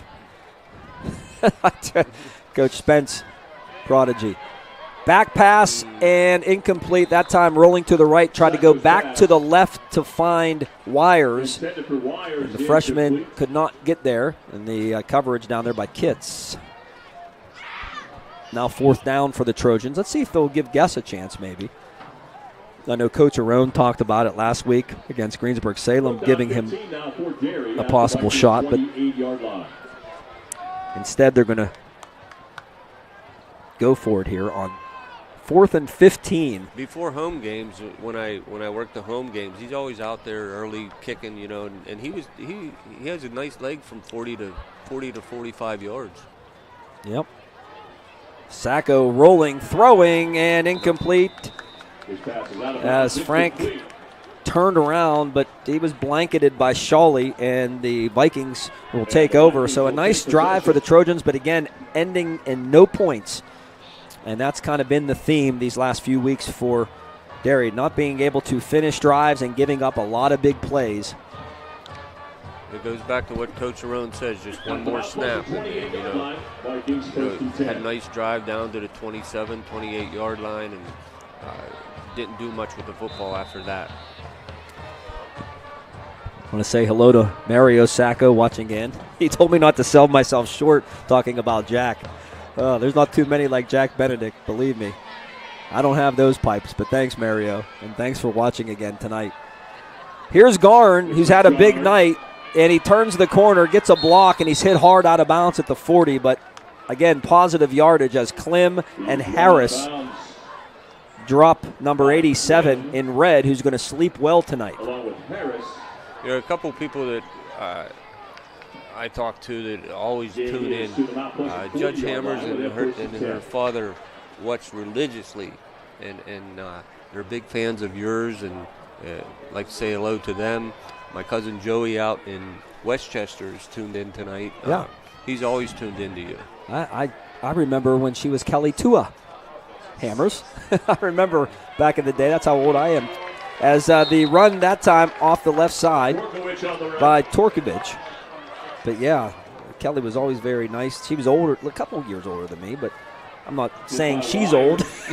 I'm just saying I got you. The time flies by quickly, Espo. That's what I'm trying to say. I associate with her a lot, and she's so invested awesome. in our school district and in our athletic program, everything. Well, we had her kids. Yes, we did. Yeah, absolutely. With every aspect of Derry area school district, she's so invested in.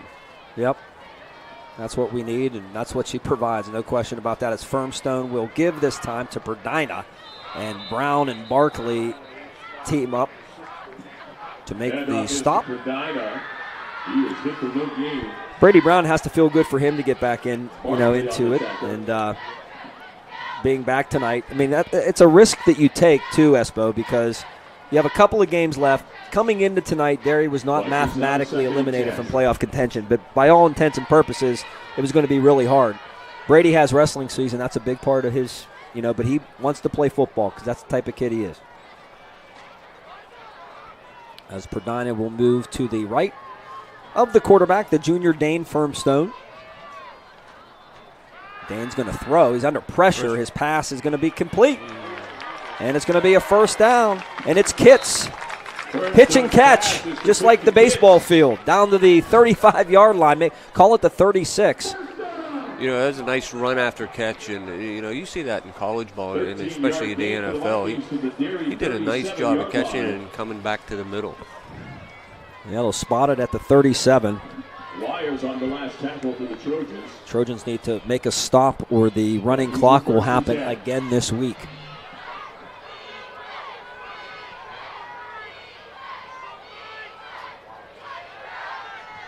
Here's Garn this time, and Garn's struck down from behind. Nice tackle by Klim, the senior, who tracked him down. Garn was looking for a place to cut, and Klim got him from the backside. He did a nice job stringing it out, and Klim did it. He worked hard, got him from the backside, and dropped him for a loss. Loss of a yard. And I want to correct myself. I'm wrong about that.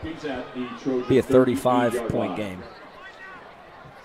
If they score again, it will be less than 35, so we won't see the clock running, but the bottom line is the Trojans need a stop. As Farmstone gives this time, and that will go to Eicher, who has a touchdown here tonight, and Eicher picks up a few. Third down coming up. Ethan Bendel for the Trojans, the senior. Clock will stop, and I don't know why. I don't know why. Oh, there's a flag over there. Oh, there is. Okay, far side of the field. Yes, there you go, Matt. Right on top of that. Illegal shift. Two players moving at the same time. Offense. It's nice hearing the field mic. I was just thinking that, and the play clock works. Yeah, but you know what? I'm just saying we need some work. I'm just saying we need some work. I'm just saying. At home games, I'm with the officials at home games, we just need things to start working. Yeah, but when I take them up to the locker room, I tell the ref, I say, we don't have a field mic for you, and they're so happy about that because you should see the wires that they have to put through I can't even imagine. Through their jerseys and everything. Perdina in motion this time, and the screen set up, and the pass is caught, and Brown with a big stick. Big kiss by Brown to Shawley. He had none of that. He smelled it out, and he made the play. Brady Brown, the sophomore, back tonight. Yeah, that was a nice play. But, yeah, I mean, again, no question. The referees, they don't want that type of mic, right? No. Too much going on there. Although Hayden asked why. Of course he did. Third down coming up. And under pressure, pass is incomplete. Pressure provided by Barkley. Doherty as well. And that'll run out the third quarter. 31-7, back after this on WSN. At M&M Trucking in Latrobe, your shipment is our top priority. M&M Trucking provides a fleet of trucks capable of moving one or many loads of freight, concentrating in steel, lumber, mulch, concrete, precast forms, and more. M&M Trucking hauls loads to both warehouse facilities and direct-to-construction job sites. Call 724-539-1044 or visit lmmtrucking.com. M&M Trucking, spanning 3 decades, keeping pace with today's transportation industry.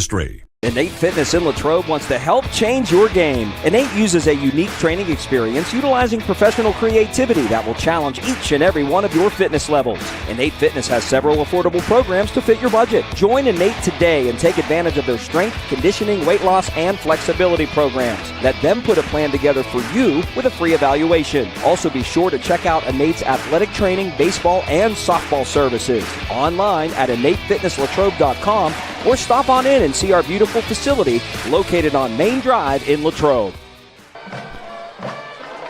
Jerry Garn punting the football, and this time it does go laterally, but into the end zone first. Boy, he almost stuck that one like Espo's chip shot on 7 at Chestnut.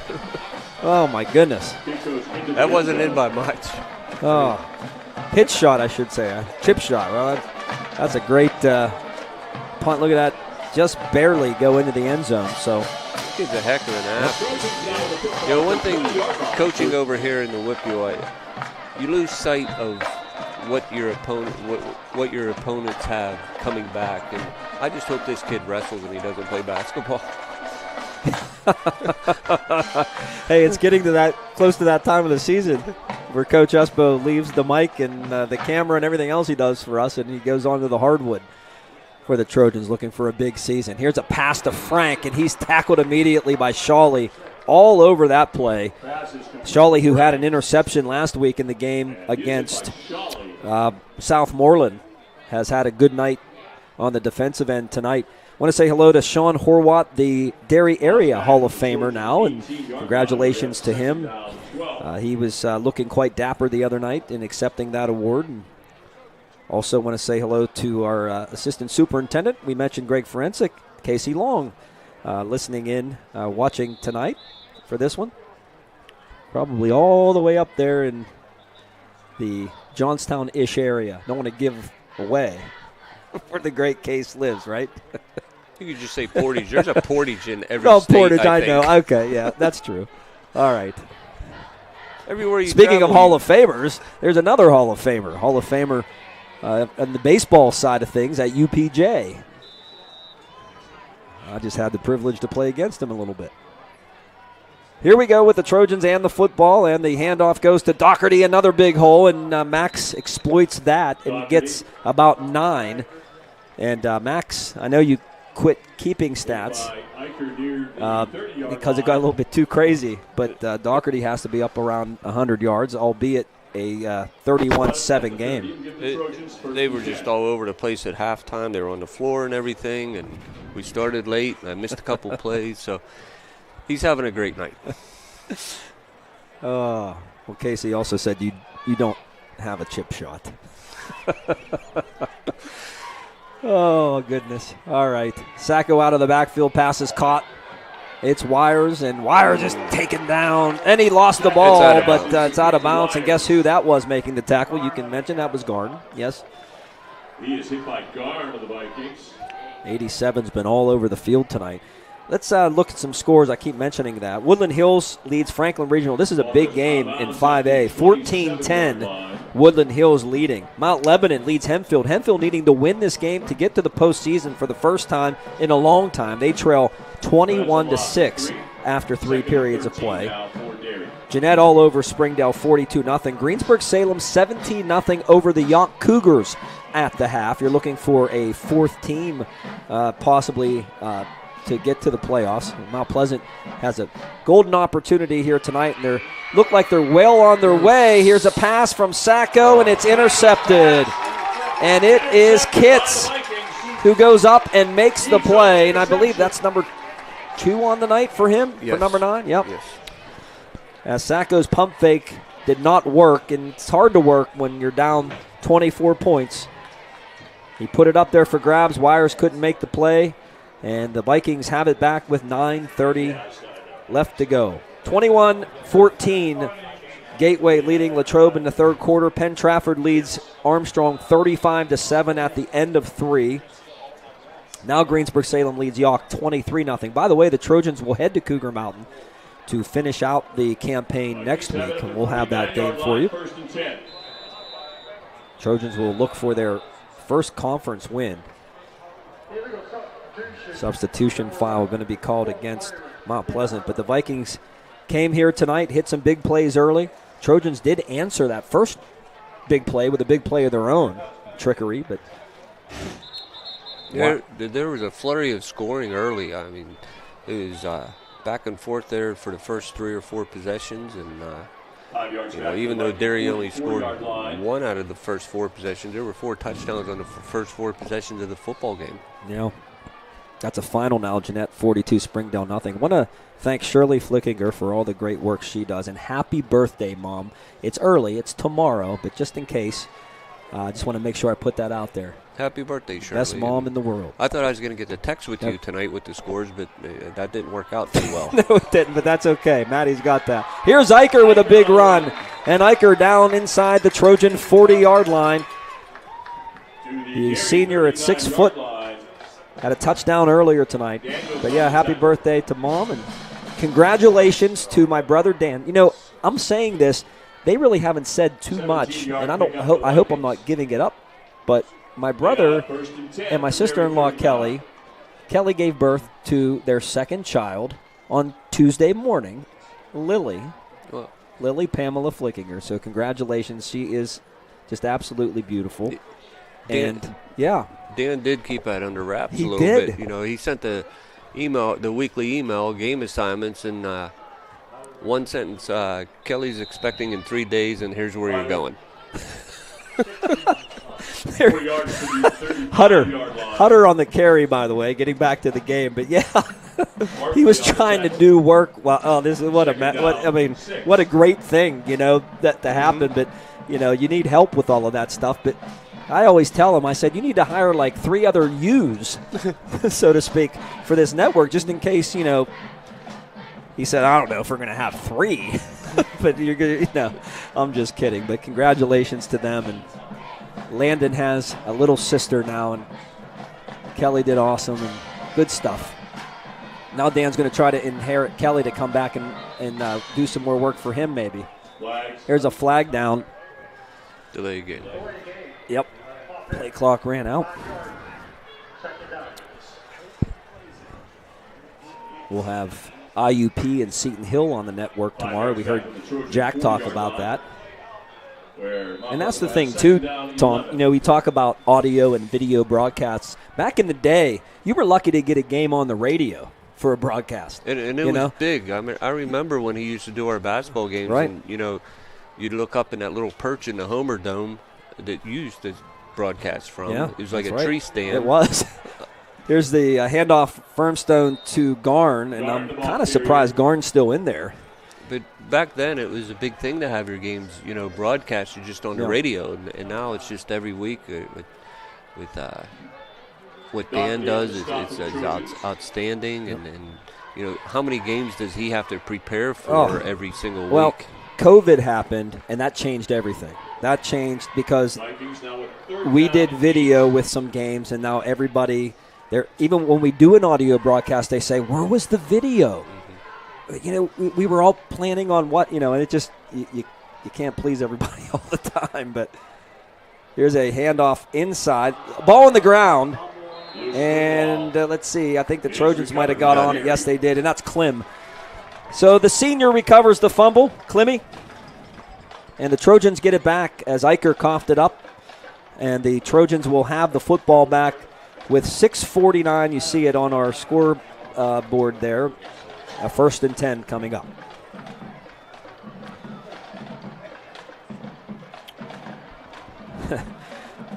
I look here, and Mario Sacco wanted me to ask you what Sacco has.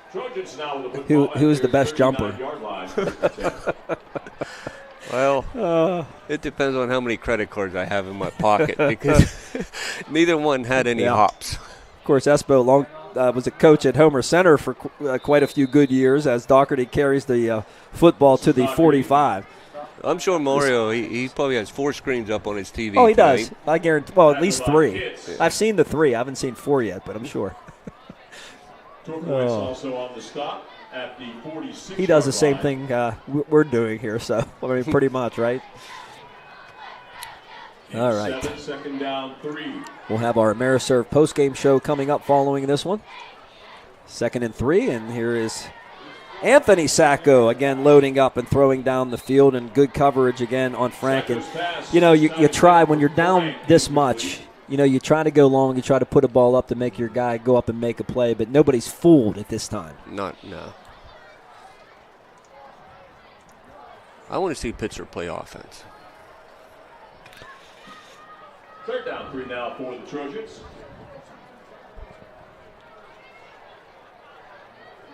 Under center this time, the handoff to Papuga, and he's going to barrel his way for a 1st down. It didn't look like he was going to get anything, but he gets into Mount Pleasant territory to the 47-yard line, and he'll move the chains under 6 to play here in the 4th quarter. Justin's having a nice season. A lot of runs he gets hit at the line of scrimmage, but he always seems to pick up at least 4 to 7, 8 yards every carry. And he still has a lot of work to do. If he can hit the hole a little bit harder and work in the offseason, he could be good. but he's got to put that in. Right now he's a little slow hitting the hole, and there's a pass over the middle, incomplete. I mean, that's one thing that I can honestly say, and not trying to be, negative, but in coaching running backs over the years, that boy has some potential. Oh, he does. And he just needs to be a better runner. And his dad and I had conversations about that. Yeah, he plays basketball, and I told him, I said, Justin, you can be a pretty good football player. Yeah. Well, he's new to the position this year too. He's just kind of breaking in. He's come a long way with keeping his eyes up and running a little bit lower. Here's Doherty. He runs low, and look at him drag tacklers. And Max takes a hard hit, but he does get all the way down to the Viking 35-yard line. Nice run by Max. And there's some other guys in the game right now. And that was Mike Reese who makes the tackle, the 5'8" junior. Of course, one of our commercials, our Mike Reese campaign. The late Mike Reese. And all he did for this area, Westmoreland County and beyond.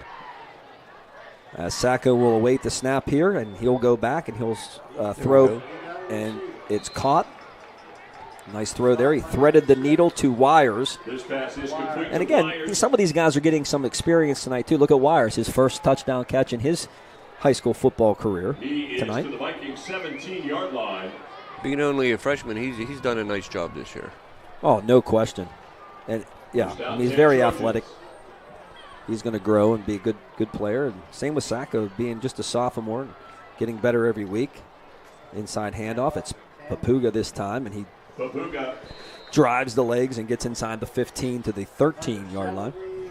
Take away the score. It's 31-7, but this is a very nice drive by Derry, and let's just hope we can put the ball in the end zone, get some confidence. Yep. I never changed the quarter up here because Dan and Kelly had the baby, and we were a little short-handed tonight. I'm trying to do 5 things up here at one time, including production. If not, I'd have Matty Palumbo up here, but he's running the camera tonight, or Nicolette. Here's a pass outside the Wires. He stays on his feet to the 10, the 5, and he's going to be short of the end zone, down to about the 3, as Carson was working hard to get there. Hey, how about this, Espo? It was a 3-3 game between EF and Southmoreland. 24-3 EF. Wow. 10 minutes to play fourth quarter. That does not surprise me because I've seen both teams play.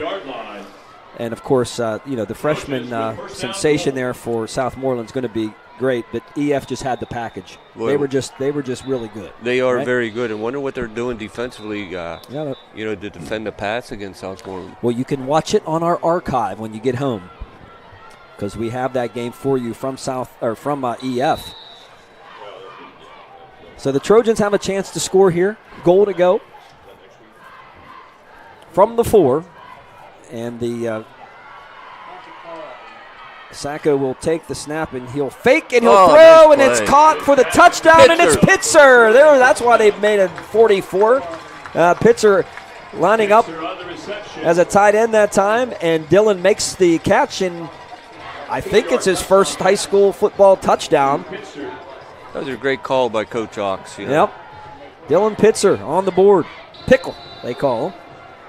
Kind of looked like Friar Moose in the back of the end zone there. Yes, to attempt the extra point. I'm sure to the chagrin of the Vikings, regardless of the score, right?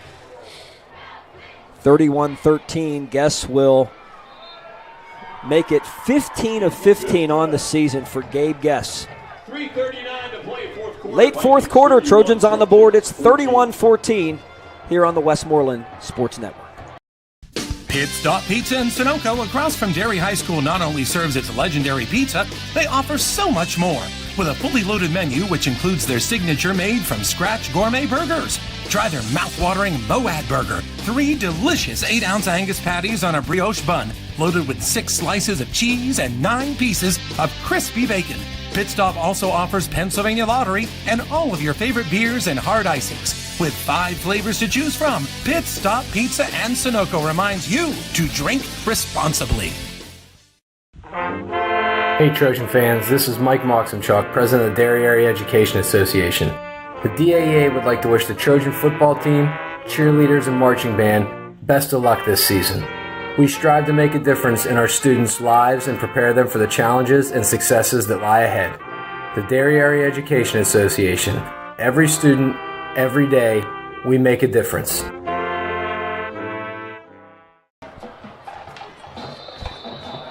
Trojans on the board. They get the first touchdown here, and they try an onside kick, and it is going to be recovered by Mount Pleasant. Man, that was a big hit on the recovery, but it was pulled in by Townsend.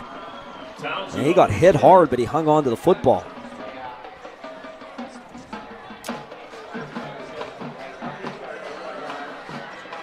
As I mentioned, we'll have our Ameriserve Financial postgame show coming up. Following this one, Trojans on the road next week, taking on the Yacht Cougars in a game. The way it looks like right now, Coach, it's going to be a game of two teams that have not won a conference game to finish the season. It'd be nice if the Trojans can finish strong, and that's one thing Mike Arone did say to me. He said, regardless, I want our guys to play hard, try to win, the last two football games, and, try to do the best they can to get one. Here's Shawley on the run around the right side. And looks like holding on Daniels, nothing called, but Shawley will get close to a first down. I don't know if they'll give him the spot or not. Well, I mentioned it earlier, they're playing very hard, and that touchdown drive is evident that, that they're playing hard and they're putting some good things together, and that's a Derry thing, like I said earlier, with all our sports teams. Our athletes play hard regardless, and hopefully we can go to York and win that last game and go out with a good feeling. Yeah, no question. Torkovich on the carry. Torkovich on the run. He will get wrapped up by Brown and company, and Daniels. Hit by Brown. Pitzer. So we're under 3 minutes to play. Also on a lot of storylines here tonight as we get close to, playoff time. A lot of teams, some trying to get into the playoffs like Hempfield and Mount Pleasant tonight, and some trying to, make a name for themselves for a spot for a home playoff game. You see that going around Westmoreland County here tonight with like Penn Trafford, who at last report was beating up on Armstrong. Firmstone will take the snap this time, and he will give for maybe a yard, and they're going to throw a flag for a face mask on Brown as Brady Brooks carried the football. And Brady Brown will get called for the face mask penalty. Done a nice job coming back here after missing this many weeks, Brady, on defense tonight. I thought he's done a pretty nice job. His nose is always around the football, and it looks like he's moving very well out there. That, by the way, is a 15-yard march off. You mentioned Hempfield. I don't know what the score is now, but I hope Coach Kiefer can put something together tonight, come back in that game, and get in the playoffs. I think it's his second year, and he's doing a great job over there. Coach Brady trying to play spoiler tonight, I think. I think they're mathematically eliminated, but they and Gateway are tied at 21 right now, Latrobe and Gateway. Here's Brooks on the carry, trying to get outside, but he will not be able to do so. The Trojans are there, and they make the tackle on the far side of the field.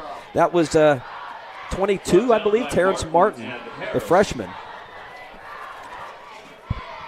And with 1:25 left in turning. What does Latrobe have to do? They have to win one of two? Or? I didn't do my homework on that one. I talked to Coach Wetzel Wednesday night. It would take a lot, not just them winning. I think they have to win both. Yeah. Yeah, because you got the top three there. Woodland Hills PT and Franklin Regional all beat Latrobe. So, and taking a knee is the quarterback, Dane Firmstone. And they're going to just run it out here in a 31-14 game. And Vikings down the football. Congratulate head coach Jason Fazekas, who does an outstanding job. They got a very good coaching staff here at Mount Pleasant. And once again, they are going to be headed to the WPIAL playoffs when this hits zero They got their work cut out for them next week, though, because they are back here at Viking Stadium taking on Elizabeth Forward. So, and that could be maybe for a share of a title. I mean, you don't know, but we'll see how everything shakes out. We'll say this, though. The Trojans fall victim again in conference play tonight. It's the Mount Pleasant Vikings winning at home by the score of 31-14. We'll have our Ameriserve postgame show coming up next year on the Westmoreland Sports Network after these messages. And have a great rest of your evening.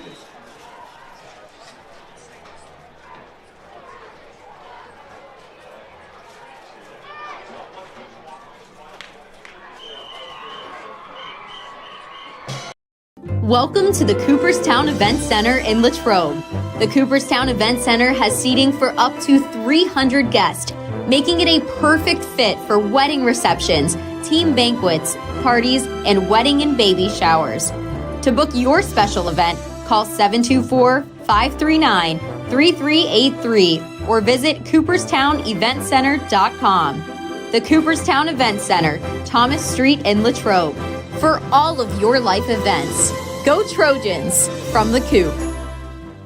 Industrial Packaging Supplies in Blairsville specializes in product protection for all shipping needs. IPS is one of the largest manufacturers of industrial shipping reels and converters of interleaf papers in the Northeast United States. Industrial Packaging Supplies also features a variety of boxes, tape, flow pack peanuts, and corner protectors. Industrial Packaging Supplies, Westinghouse Road, Blairsville. Call 724-458-8299.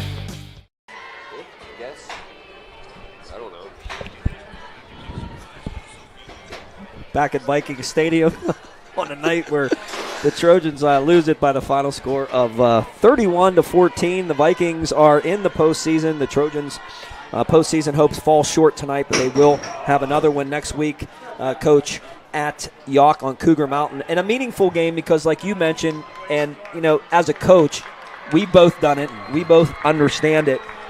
That's a game you still want to go out and win that last one to carry you over into the next year, into the next season. But more importantly, to show that you didn't quit. Exactly. Yeah. And hopefully they have a good week of practice, and the entire team plays hard. But send the seniors off with a W, and they have a nice group of seniors. It's a rival with York as well, so hopefully we can go up there and possess the football on offense, make some good big plays on defense, and come home with a win. Up on Cougar Mountain. By the way, I want to mention, because I didn't in the fourth quarter, and I don't want my brother getting upset with me, that fourth quarter was presented by DBAT Pittsburgh East. It's a 20,000 square foot baseball and softball training facility, and it's coming to Westmoreland County. DBAT is now booking cage rentals for local teams, leagues, and individuals. You can visit DBAT Pit East to learn more, and it's opening this winter